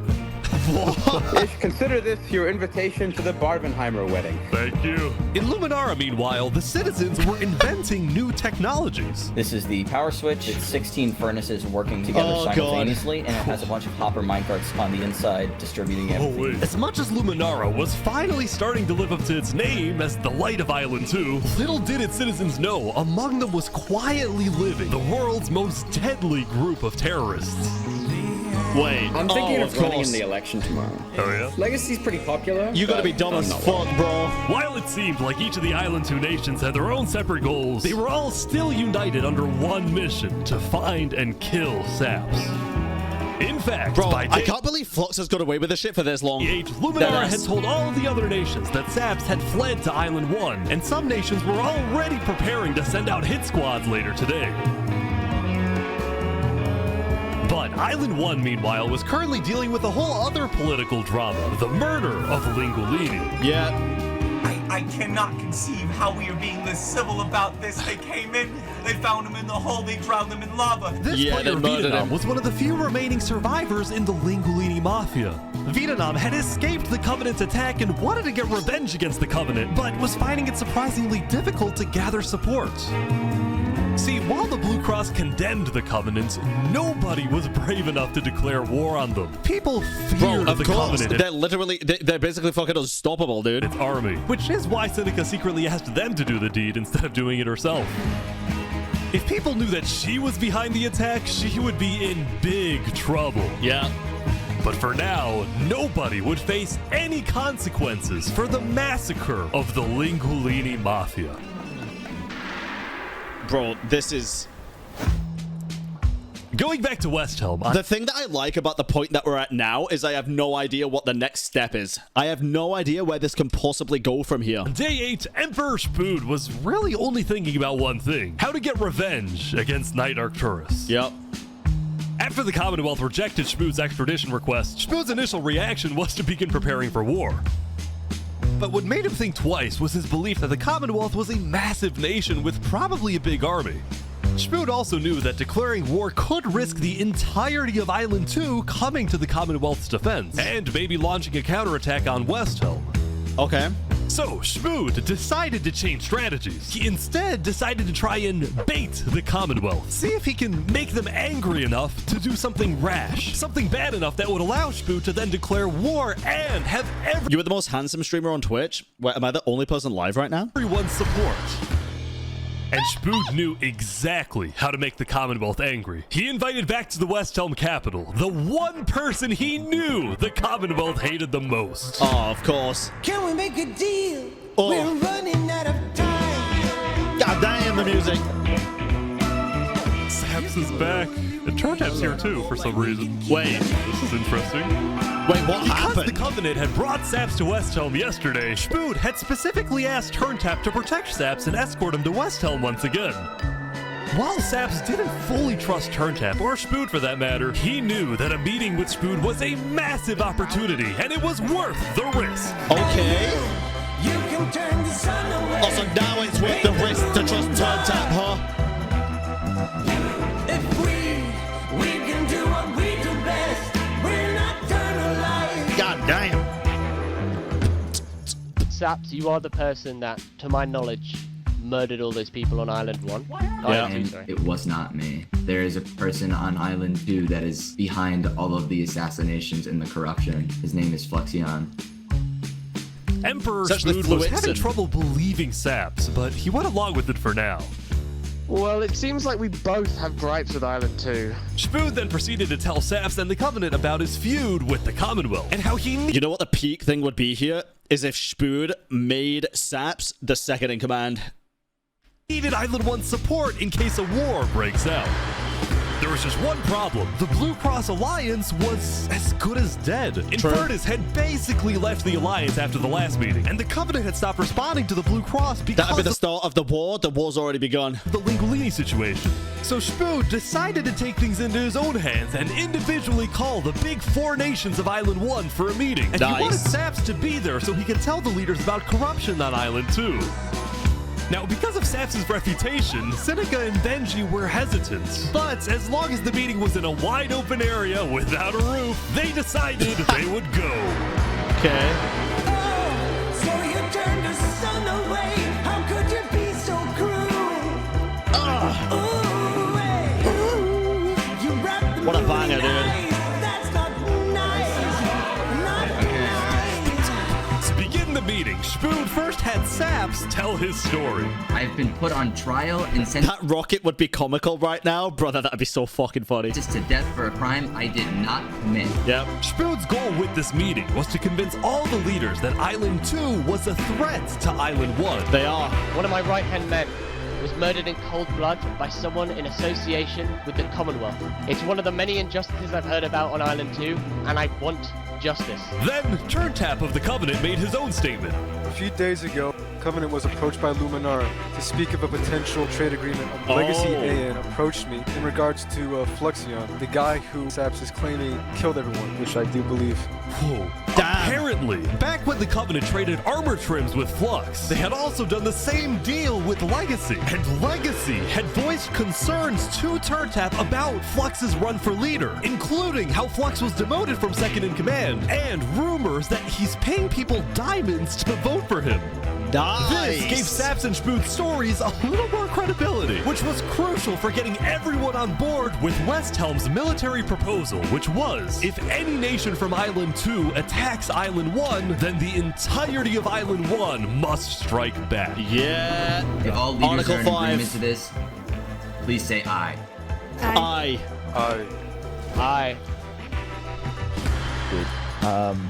This is for us a problem. Benji was hesitant to join any military alliance because Elysium was the nation of peace, and he knew that his people were opposed to any changes that sometimes to keep the peace, you gotta go to war. That threatened their peaceful lifestyle. Council might not agree. Do you believe if Saps was at the council meeting, would he potentially have the chance to convince them after telling his story?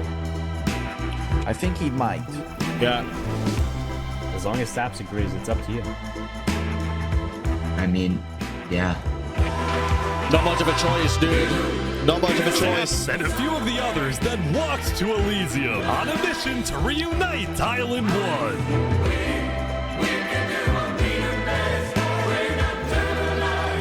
God damn.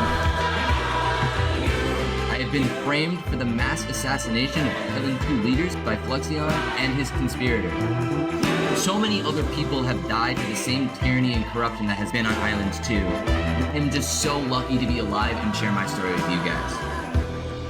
But what a legend, as dude. Saps spoke, the people of Elysium still had some doubts. Against the corruption in Island 2, which is... But who? What is that? What does we that are mean? not That's vague. What does that Are mean? we going to corruption? Elysium wasn't convinced that potential corruption on another island was asking enough of a questions- reason for Elysium to get involved. Asking questions but then, is fair. suddenly... A few days ago. Oh shit. Oh shit. What the...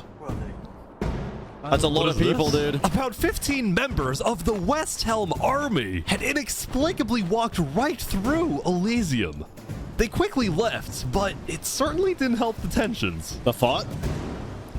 Nonetheless, the proceedings continued. Where are they going? To pressure us. We're going to be deciding whether Elysium citizens would go to war. I think Elysium citizens need to have a say in that. Yeah. I agree with that. After even more deliberation and after even more time passed. Yeah. Excuse me. I have to say something important. The troop of people that came by, they are apparently the military from West Helm. We have reasonable suspicions to believe they are going to launch an invasion of Island 2 in the next like 5 minutes. I do not know. Shit. Emperor Spood had grown impatient. After Spider informed him that progress was stalling, Spood had decided to send a squadron of the West Helm army into the Commonwealth's territory to find and arrest Night Arcturus. You gotta prepare better than this, dude.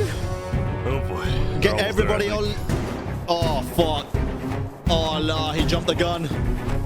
Preemptive strike, bro. Uh-oh. Hello, Ben. We are here peacefully. We're simply looking for a man by the name of Knight _Arcturus. Alright. We don't have him. We do not know where he's at. We have not seen him. Liars. We don't have him. Where are they going? Is that it? Fuck. With their first plan failing, West Helm went to plan B. Shield wall, shield wall. Oh no. They're forming a shield wall. Oh They're no. forming a shield wall outside. Everyone leave. We're getting out of here. Yeah. Alright. Everyone bail, bail. This is a bad The West idea, Helm dude. Squadron had successfully intimidated the Commonwealth leadership into fleeing their own nation. West Helm then went around Pussies. searching every house, every mine, every crevice of the Commonwealth.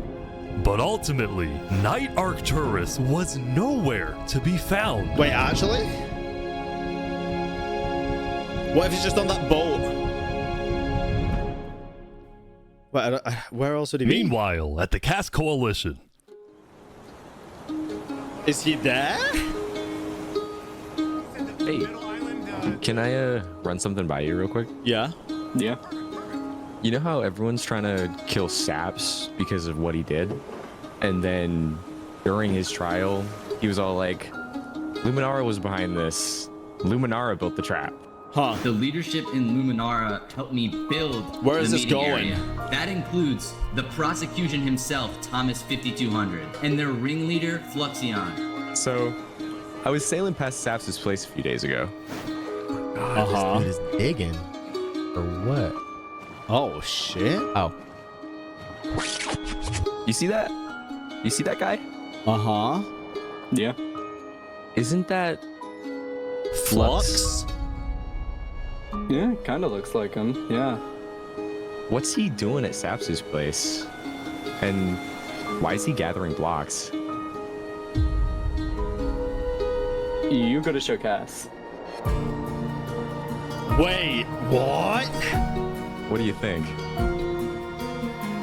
Interesting.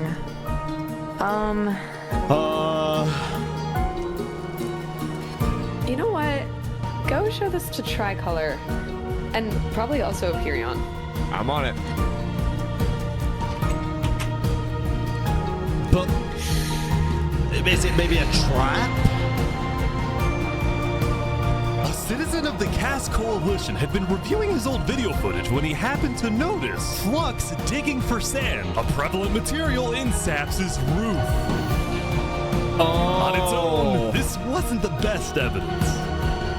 But for some people, it did raise some questions. Damn, didn't even think about that. Holy shit, dude. Day 9. Oh god, there's a big difference between the number of alive people at each fucking island right now. Do a flip. Sorry. Yesterday, Saps had spent the day getting brought into meetings with the most important people on Island 1, and he didn't really know what to make of this. Yeah. In one sense, he was incredibly lucky to finally have some support.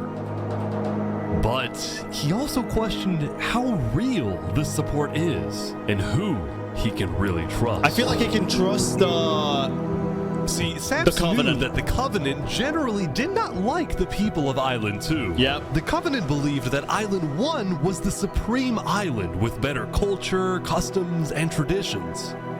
They were also known to be ruthless, having massacred the entire Linguini Mafia. It's why Saps was suspicious of Turntap's offer to continue protecting him, especially after he ran away. But Saps knew he needed powerful I think there's a sense of loyalty there for them as well, though. Allies as world tensions were ramping up. When Spoon invaded the Commonwealth yesterday, he got a lot of criticism, mostly from his own neighbors who were blindsided by the move. Spoon could have dragged all my people into war. Elysium is a nation of peace. Like that, any hope for a Big Four alliance was basically dead, especially since the other nations were now dealing with problems of their own. Oh, what now? Oh, no. Earlier I do wonder what yesterday, Seneca's Queen gonna do. Seneca had found out that Elysium's newspaper, Daybreak Media, had somehow found out that she had directed the Covenant to kill Lingulini. Oh no. Oh, bro, she's so This fucked. is why Seneca was so quiet yesterday during the Island 1 snow meeting. She knew this story would be coming out, and she was trying to figure out how she would respond. Oh, this and is on bad. day 9, she made her decision. To dissuade people from invading Infernus, she would show strength by doubling down and hold a joint ceremony with the Covenant, parading around Lingulini's head.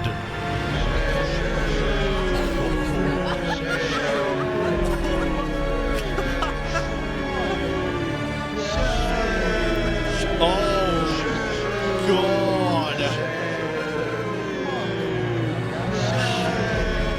Let this be a lesson. Shame to those who disrespect our volcano.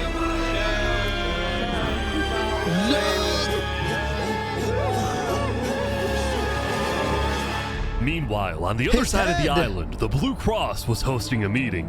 Vietnam, I'm getting word that Infernus is having a ceremony to burn the head of Mario. If I can't get his head back, then it's war. I will put my hands around each and every one. The leaders and representatives Oh, then Jesus. decided that Infernus needed to be punished, and they started discussing whether or not to declare war. But then, not even a minute into the discussion... If everyone is against them, oh, then shit. we're not going to Benji's dead. Benji's dead. What? How? Benji, Wait, the what? leader of Elysium, had suddenly died. And before anyone could even ask about what happened, a member of Daybreak Media made a shocking revelation. We know that Benji had been one of the people who made the call to kill Lingulini. What? Apparently, Benji had admitted to Daybreak Media that he, alongside Infernus, had approved the killing of Lingulini. At the time, Benji believed that killing Lingulini would finally resolve the conflict over the volcano and bring peace to the island. Oh, buddy, But no. he ended up seriously regretting this decision. So he told jumped? Daybreak Media everything, exposed Infernus, and then ended his life.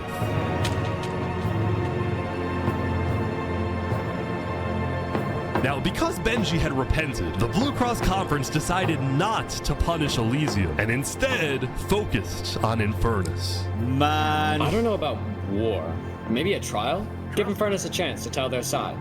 Flux was representing Luminara at the meeting, and the leaders actually agreed this guy. with his idea. I agree with the later idea, but today, fuck this guy. there would be a trial against the entire nation of Infernus. Oh, God.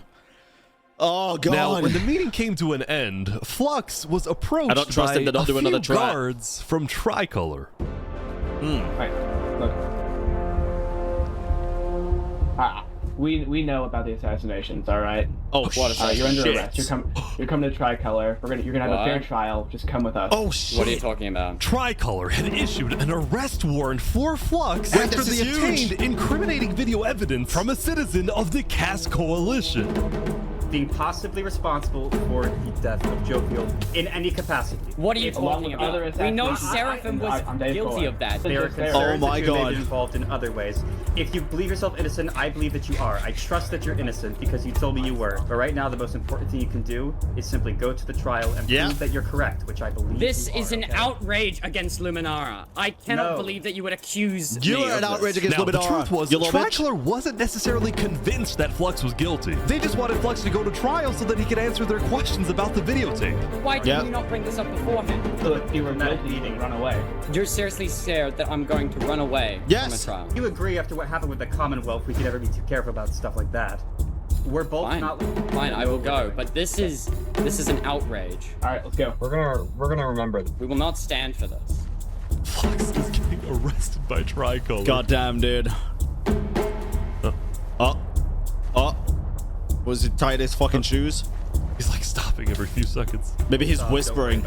The group then passed through Elysium and were about to sail off to Island 2 until...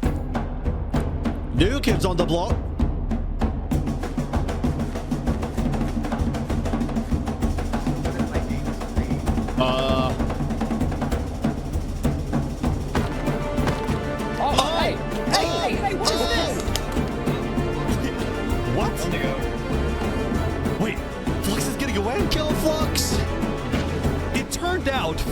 had secretly told a member of his own crew to come and attack him so that he could run away from his arrest without looking guilty. Man, fuck this guy. When Flux returned to Luminara, his whole world had flipped upside down. He believed he had covered all his tracks, that he had gotten away with everything. But for now, he had to remain calm and decide on his next move. For all your motherfuckers in the chat that in the beginning were saying, nah, Flux is right, Flux is right. Where are you now, huh? Legacy. Huh? Yeah? We've just been informed that you have ties to the Covenant, and they're working with Saps the Traitor. So the problem is, we're afraid you're a national security threat. You have two choices right now. Oh, Jesus. You either drop out of the election this instant, or we can do this the hard way. Oh, that's tough. Alright. By forcing Legacy to drop out of the election, Flux... He was right, but went far. How was he right, though, when he said the first thing that they would do is attack them? And they didn't. The island just came over peacefully and were happy. He was wrong. He was wrong on all counts. He was incorrect. And automatically become the leader of Luminara. Which means if Tricolor still wanted to arrest him, they wouldn't be able to just walk ahead and take him. They would have to invade Luminara itself. Yup. Oh, God. Jesus, dude. Yesterday, Emperor Spood had caused a lot of chaos with his failed attempt to capture Knight Arcturus. So he spent day 9 repairing relationships, but also forming new ones. For example, earlier, Spood had received a message from a player named Addison27 who wanted to sell Joe Fuel's head in exchange for netherite. Jesus. Spood accepted the deal, gave Addison a place to meet him at, but then he gave Addison's location straight to Tricolor. Armor. Show us the head. Yeah, there it is. Oh, no. Give it right now. No. I got it. Now, this actually led to an alliance between West Helm and Tricolor. The first ever multi-island alliance, and a strategic move by Spood to befriend the neighbors of the Commonwealth. Later, Spood also visited the Covenant after he heard about some civil unrest going on. So they all just left, just like that? Apparently, about half of the Covenant's entire population had decided to leave the Covenant. This is because they believed TurnTap was betraying the Covenant's values by constantly trading and associating with Island 2. And what made a lot of them really angry was the fact that TurnTap was making them protect Saps. See, originally, TurnTap had only brought Saps in to get diamonds for his army. But the more he heard about Saps' story, the more he became captivated by Saps and wanted to help him. Yeah, dude! In fact, the reason TurnTap had acted strangely on day 7 wasn't because he was thinking about killing Saps. It was because he had just saved Saps from the Alcaracina pirates, and he was worried that the pirates would attack the Covenant in retaliation. Yeah, dude! Oh my God. Anyway, now that TurnTap had the pirates against him, as well as much of the Covenant forces, which TurnTap himself had trained to be ruthless, it's fair to say that his life was in grave danger. But before he and Spood could figure out a solution, the Covenant suddenly had a surprise visitor. Come here. You're under arrest. Under arrest? Yo, they're trying to kill me? The fuck? You killed our leaders. You destroyed our island. Fuck you! After days upon days of searching, the Commonwealth had finally found Saps. Took you a while. Saps is now hiding. This player, Zekor, was now the main diplomat of the Commonwealth, and he knew that this was his opportunity to finally kill him. Saps. Kill him. The last thing he needed to do was to convince Spood to hand Saps over. No. Spood, come here. Please, let's have a talk. Let's have a chat. Are you a friend of this criminal behind you? Alright. Could you guys come inside? Oh God. Oh God. Here we go. Please tell me they set up countermeasures, some kind of trap or something. We can put all of our fighting behind us. I propose a trade. You give me Saparada, and the Commonwealth gives you Knight Arcturus. Oh fuck, a hostage trade. Oh wow. RT for Saps? I mean... Not worth it. Where would this happen? Saps is better. You can let us take Saprada now. Nah. And then... Bullshit. We can kill Arcturus for you. No, don't kill him. Bullshit. He needs to fight in the Colosseum. Alright, we can make that work as well. Wait, so you're saying you know where he is? They lied. It's interesting because Sixkrieg said he didn't. Yeah. Okay. We don't have him. We do not know where he's at. Look, he comes back every now and then. We'll find him. Really? Is that so? Why would I lie? Because you already fucking have. Why wouldn't you find lie? him for me. Spood, Find him don't do first. this. Find him first. Look, Spood, I have to be honest. I'm shocked that you're defending this criminal. Either you accept this deal right now, or I tell everyone from back home I am shocked that you were defending this guilty until proven innocent person. that you're harboring Saprada. They'll all declare war on you. Kill him. And this will be the end of West Helm. Kill him. That's a threat. That's a fucking threat. So, just to make the terms of this deal very clear, because I want to be accurate, you expect me to give up an innocent man in exchange for a terrorist? Oh. Is that really your offer? He's not innocent. Oh. Wait, Spood growing a backbone?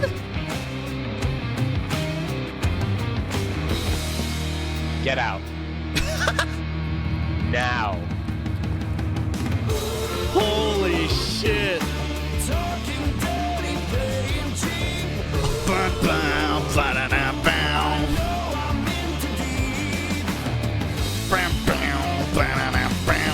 Beast, dude, let's go. Fuck yeah. You love to see it. You love to see it. I think oh no, we're still on day 9. Soon, Holy shit. it would be time for the trial Oh, of listen, thank you for the 19 Infernus, months. which had become a very Thank you for the follows anticipated too, event chat. because Seneca had told everyone that she actually planned to attend. Yeah. Okay. What the fuck is As this? such, Turntap would be Are they there making free-range people? to help her, which meant Saps also had to go. He wanted the Covenant's protection, which would actually come in handy. Okay. But Sap's getting attacked. Oh no. Oh boy, Sap's getting attacked again. What the fuck? The attacker was taken out immediately by the Covenant, but this led to another problem. Jesus, dude. Keep Infernus there in the area. We are worried about assassinations. Not going in a building. We're having this outside. Seneca and the rest of Infernus had arrived, but were refusing to enter the courthouse because of safety concerns. Infernus is saying outside or nothing. Honestly understandable. And as expected, people were quickly becoming impatient. I have to stand here. I mean, it already looks like a fucking health and safety disaster, to be fair. I'm gonna pull all my hair out. Come inside. These people don't have the ability to come in this building. The trial hadn't even begun, and things were already out of control. And then... Oh no. Oh no! Someone's setting up dripstone. No!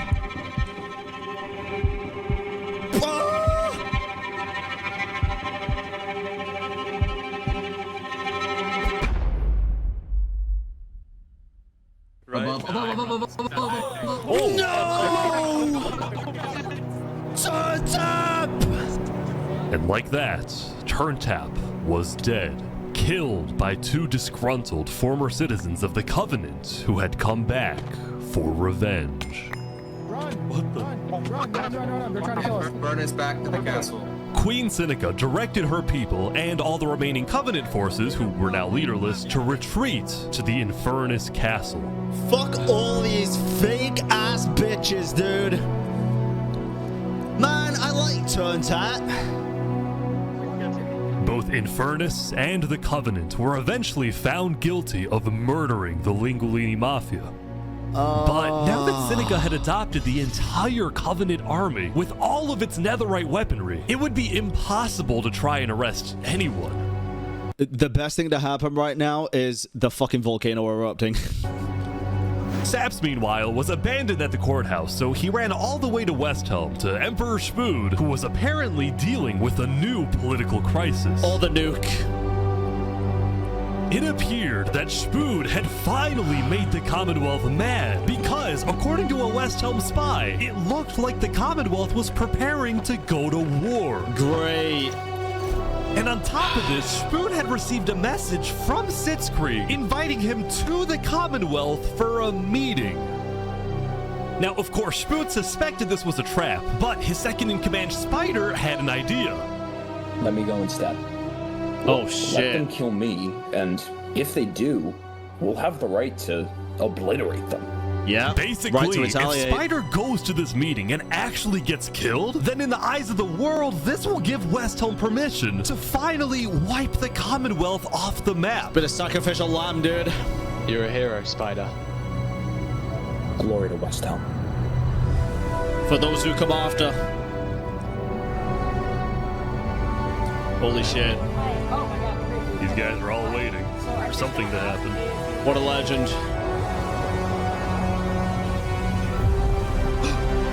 Oh my god. Whoa! The spider! Oh my fucking god. Wipe him clean off the map.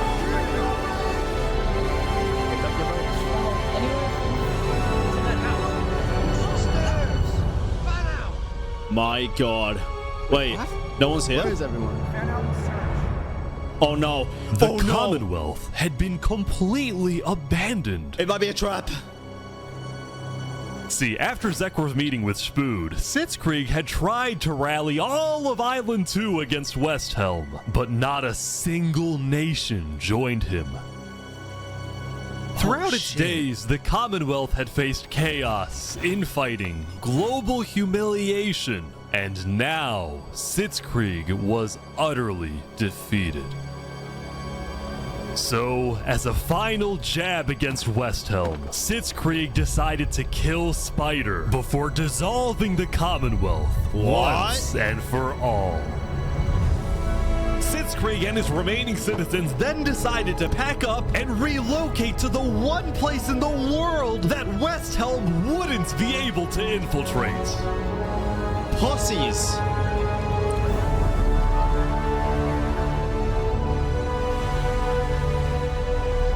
Come on in, guys. Welcome to Infernus. Thank you, Seneca.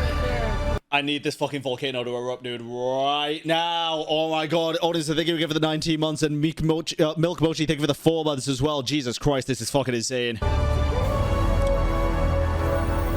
Insane. Many people. Oh my god. Infernus is massive.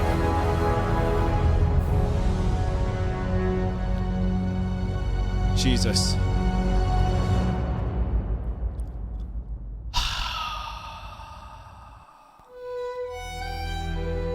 Cast Coalition. Meanwhile, at the Cast Coalition, it was the end of another good day. The farmers had produced plentiful crops, the businesses had made lots of sales, and there was even a birthday party. Happy fucking birthday. But while her people were happy, Cass knew very well that the outside world was quickly growing out of control. Yeah. As leader, it was Cass's duty to keep track of all the world conflicts. But by day 9, they were simply overwhelming. She watched from afar as the Commonwealth fell apart. She watched as world leaders died left and right. She watched Infernus avoid justice by blocking themselves off, with netherite at their defense, as well as the volcano's sheer height. Yet despite all the turmoil, Cass spent most of the day trying to solve what was now the world's biggest mystery. Who had really murdered all the Island 2 leaders? Was it Saps, or was it Flux?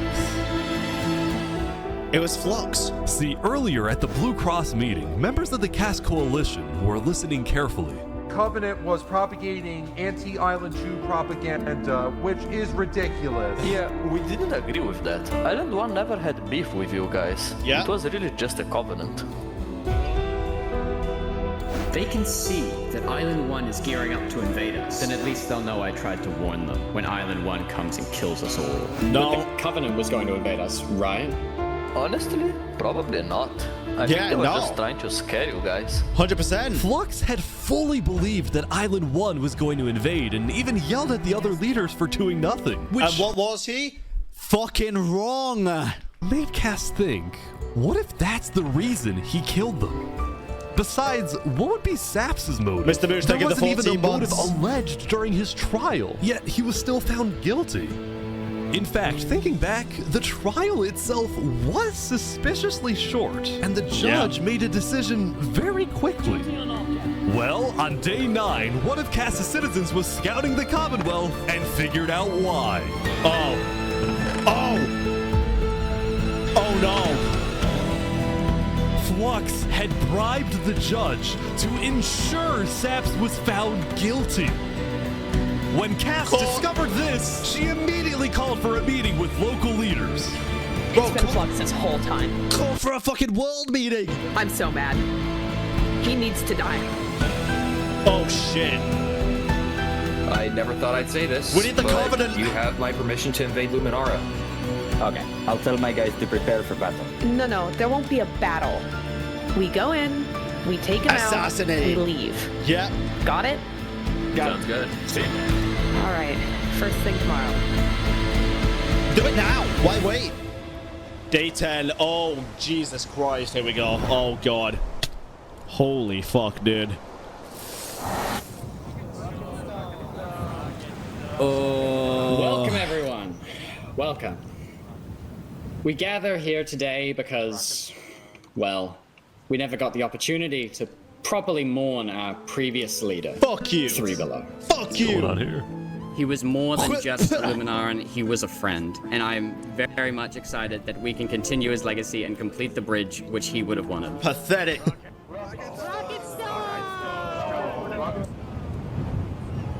Pathetic. Let's go, Cass. Let's fucking go. She was the best leader all along. Who would have thought? All right, Not let's me. go, let's go. I thought she was being too the nice. Cass Coalition set off on their mission to kill Flux once and for all. Come on. On the way, Cass stopped at Aperion to rally their people. We've found the person responsible for the multiple leader assassinations, including the assassination of your own president. Are we ready to fight for Luminara and for justice? The plan was simple. Aperion would invade Luminara from the south, while the Cass Coalition approaches from the sea so that Smart. Flux can't escape. Holy shit, smart. What about the bridge, though? And I just, Oh, God. Oh, they're here. They're here. Oh, look.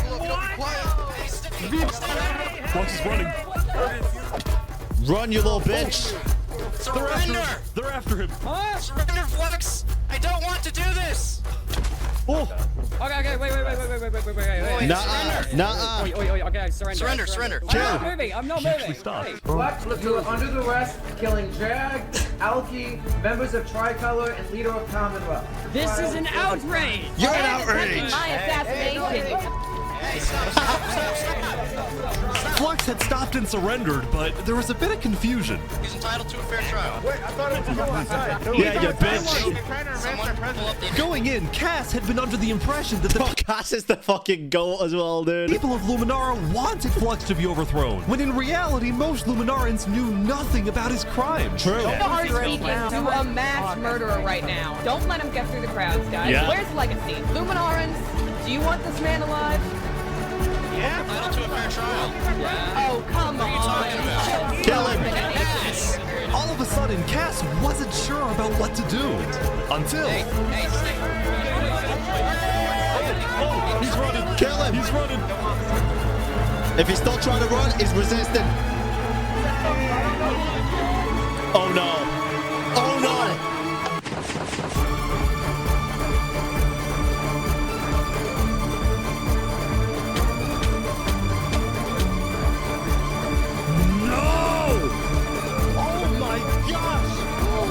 Cass is fine. Oh my god, dude. Flux had killed 5 people using a secret trap he had built the day before. This bought him just enough time to escape. You block up behind.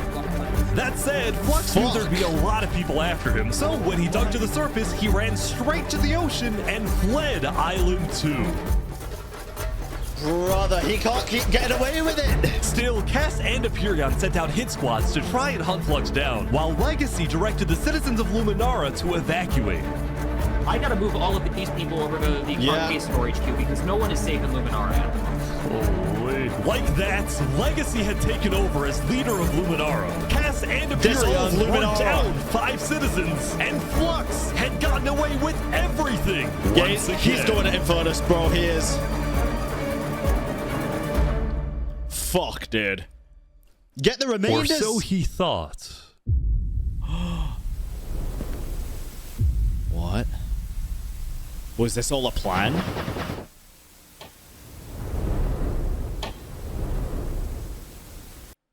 What?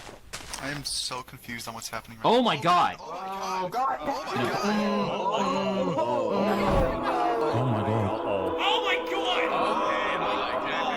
Bro, they're having fucking PTSD.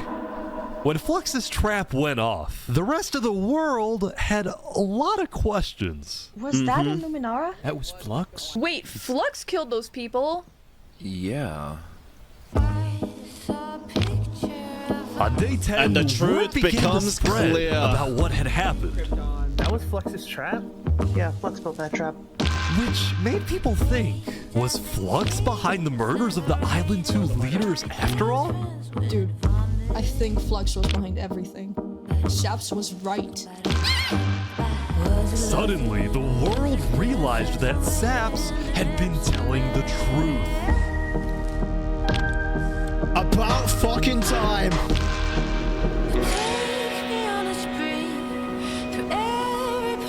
Sap, how do you feel? Vindicated. Finally, I'm so happy. For the first time since he had gone into hiding, Saps had been vindicated, proven innocent, and the world was finally on his side. My man!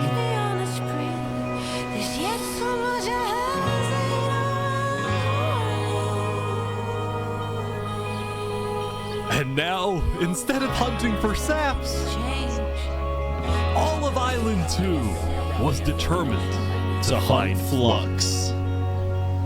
Bro, this is what happens when people want trials. We should have just started killing him. I don't know why anyone stopped in the first Bro, place. I would've nobody been the bad knows. guy if I killed him right then. True. There was everyone yelling, trial, trial. True. But the search for Flux didn't take long. Someone just saw Flux going up the volcano. No, don't let him get there. kidding. Don't let him get there. Do not let him get there. Fuck. Queen Seneca had offered Flux refuge at Infernus under the condition that he and his crew build deadly traps all around the volcano perimeter so that nobody can break in. I hope it erupts. But the rest of the world was unfazed. Yeah, they're gonna pay for what they did. Yep. On day 10, all of Island 2 joined the Tricolor West Helm Alliance and declared war against Infernus. Good. Alright. We're in the end game now, baby. We infiltrate the volcano. Yes. For Spider and for Owo. For everyone. And I just want to say, if I die today, I love you all. Honestly, bro grew on me a lot throughout this journey. Spood, we love you too. From West Helm. Look who he is. He was my brother. He was everyone's brother. True. And they took him from us. They took him. Flux got away with murdering so many of our people and our leaders. Yeah. Today, we get justice for our entire island. Good shit.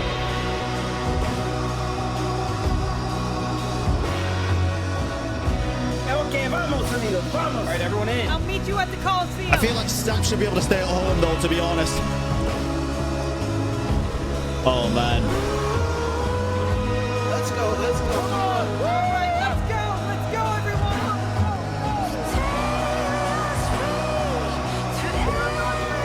I'm worried about the traps.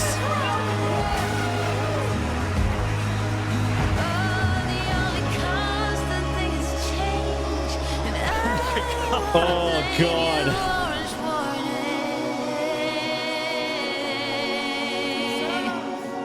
Good shit, A few days Saps. ago, my home was turned into a death trap behind my back. Yep. I was framed and then forced to go through a rigged trial. Guilty on all counts. Yeah. A few days ago, every single person in the world wanted me dead. Also, yeah. But today, you all know the truth about who really killed our leaders and our friends.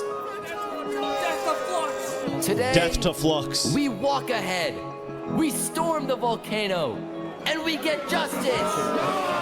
Vengeance! Jesus. God, it's such a beautiful sight. Alright, everyone, listen up. There's a lot of things to watch out for. There's gonna be lava, boiling water, dripstone traps, their entire army. They have the height advantage and netherite armor, but we have numbers. So let's stick together and let's win this thing! Come on! Come on! All right, here we go.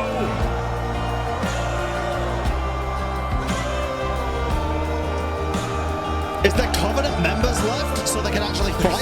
I think there is, right? Make me your blind with your Ooh. civil rights. You demand that I eternize your name. Walk ahead. Oh my Goddamn, dude. I think there might be a problem. Let's go. Oh, Jesus. And shame, and I take the blame. Living by the rules, Teen Witch, high school blues. Walk Climb Mount Doom, baby.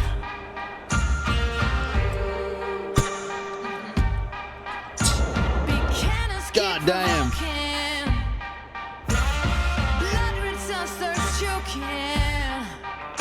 Can anyone stand this nonsense?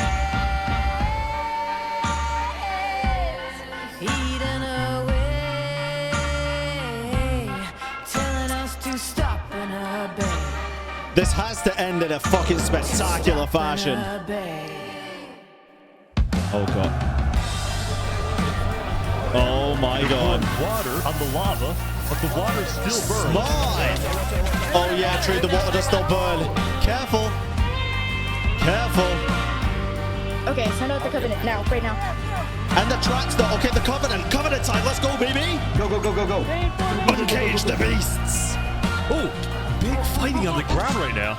Covenant is attacking from behind. Wait. Keep going! Wait. I didn't realize the Covenant joined them. What the fuck, bro? Was he really the only good one? It's just chaos on the ground as well. It's the Covenant. Trip was the only good one, dude. I mean, Tap, not Trip. Jesus. Oh, God. No! They got it. Everyone retreat!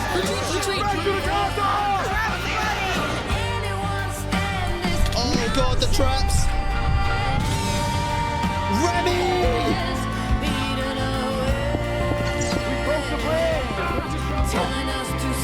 Who the fuck is Billy? The final push. Here we go.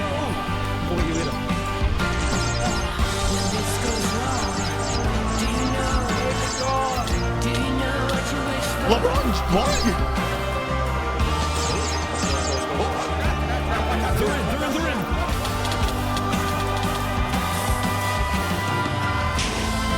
Oh, God. Look out for the hole. Watch out for the hole.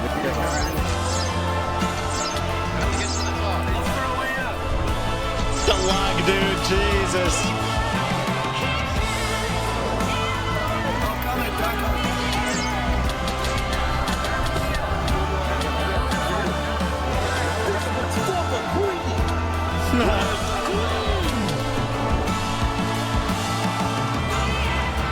There she is. There she fucking is.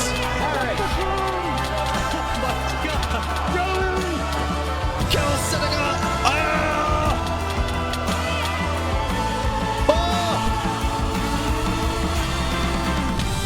Yes! Fuck this guy!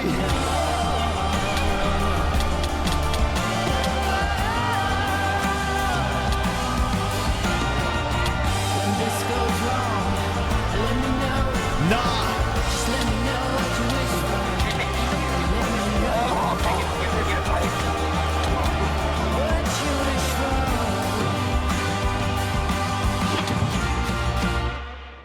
No way. No way he had a fucking escape plan through the lava, dude.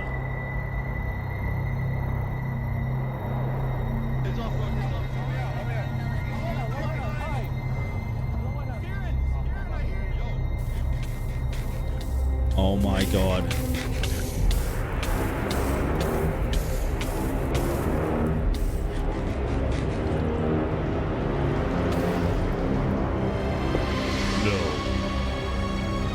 Surely not. Oh my god.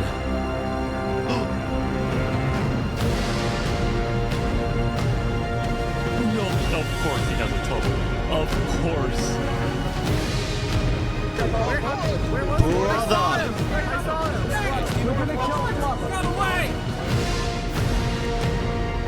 Where's Cass? Where's Sap? He's missing? Hold on. Wait, that was Sap.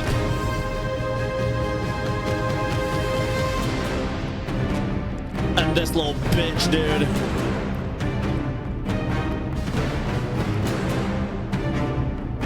Oh, come on. Alright guys, let's go, let's go.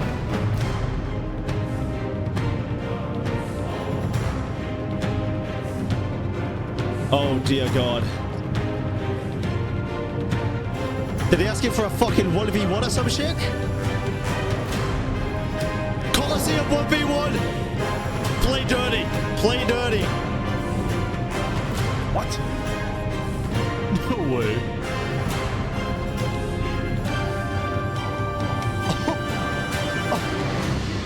Holy shit. You can't trust Flux, dude. Wow, you actually showed up. Can't say no to a friend, can I? Fuck you. Let's make this a fair fight, okay? Flux. Look at all these people. There's no such thing as a fair fight with this little pussy. You know, Saps, none of this would have happened if you had died like you were supposed to. I'm sorry for everything you've had to go through.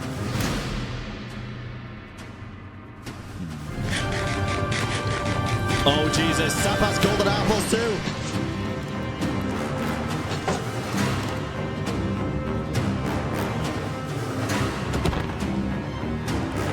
Oh god.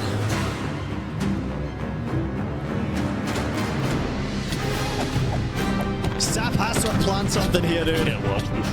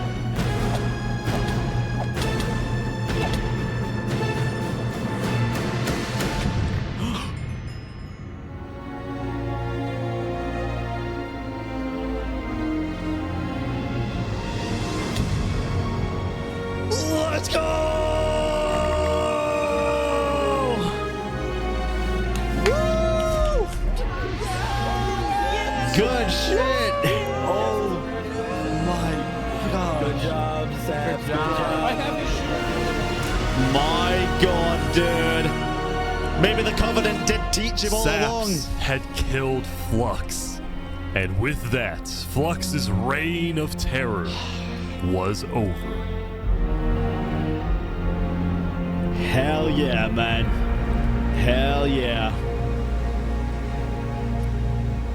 Damn. How do you come back from this, though, at that point? Also, where's the nuke? I feel like the nuke has to make an appearance, right? We got like 5 minutes left. Dude, I feel like they're going to get married on the fucking Bobby Island and the nuke's going to drop. Jesus, dude. Alright, you're going to start fucking repopulating Today, or some shit. We gather to honor the lives lost in the Battle of Infernus. God. Since then, I think we haven't felt the same. I know I certainly don't. Yeah. The Island 2 West Helm Alliance had defeated the Infernus forces. Incredible, but winning had come at a high cost. Remy, what daddy and what mommy? After the war, people across the world took time to mourn their dead, reflect upon the battle, and then, eventually, decide how to move on. Ay, ay, ay. God damn, dude. Now that Infernus, the Covenant, and the Commonwealth were off the map, Spoon there had were a lot of talks character creating development. A new world Cass was government. the best leader all along. But ultimately, it never really materialized, and all the remaining nations just agreed to do their own thing and have peace. Based. As they should. Can we get some salutes? Island 1 had taken the brunt of the war. Crops trampled, the big tree scorched, the volcano ravaged. As a result, people across Island 1 struggled after the war. But I'm dead. Some of them joined cults, while others moved to Island 2. I'm kind of glad they're just happy and thriving now. Let the survivors survive, Elysium dude. was fine, though. Instead of going to war on day 10, the Nation of Peace had decided to hold a peace festival. And on their shore was something new. A bridge stemming all the way from Luminara. I mean, they did it the right way all along, I guess. Right? And so everybody lived on in peace, including Saps, who at long last had returned to Island 2. My man. What about Bobby and Oppenheimer? Those brings back memories. Still, the world wasn't totally conflict-free. The Cass Coalition Bakery was yet to be exposed for causing the death of Wood Daddy. Oh shit, true. And Knight Arcturus was still in hiding, yet to be found by West Helm. Jesus Christ. So many unfinished plot lines, dude. It's not a surprise that many stories like these may just never end. Wait, the wedding, right? But I think there's some beauty in that. True. True.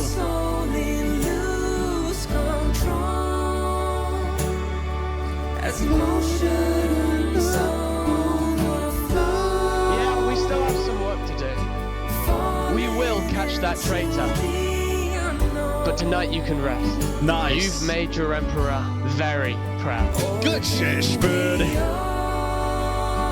Jury, you have heard all of the evidence. If you find Thomas 5200 guilty of aiding Fluxion with his reign of terror, jump now. Yeah, fuck that. Everybody fucking jump. Thomas. May you find mercy in the end, senor.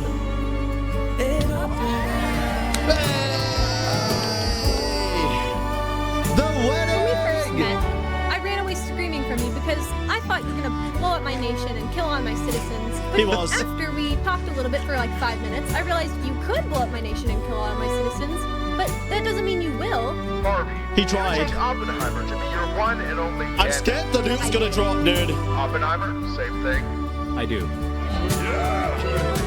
Now, at this time, Barbie and Oppenheimer have requested that instead of rings, they will both exchange something slightly different.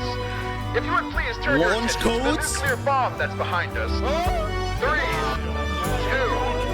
1. That's fucking terrifying. We don't need a book.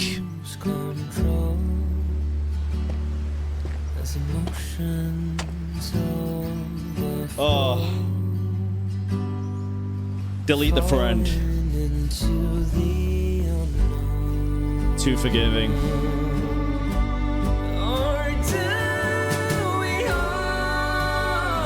Man. What an absolute banger, dude. Jesus Christ.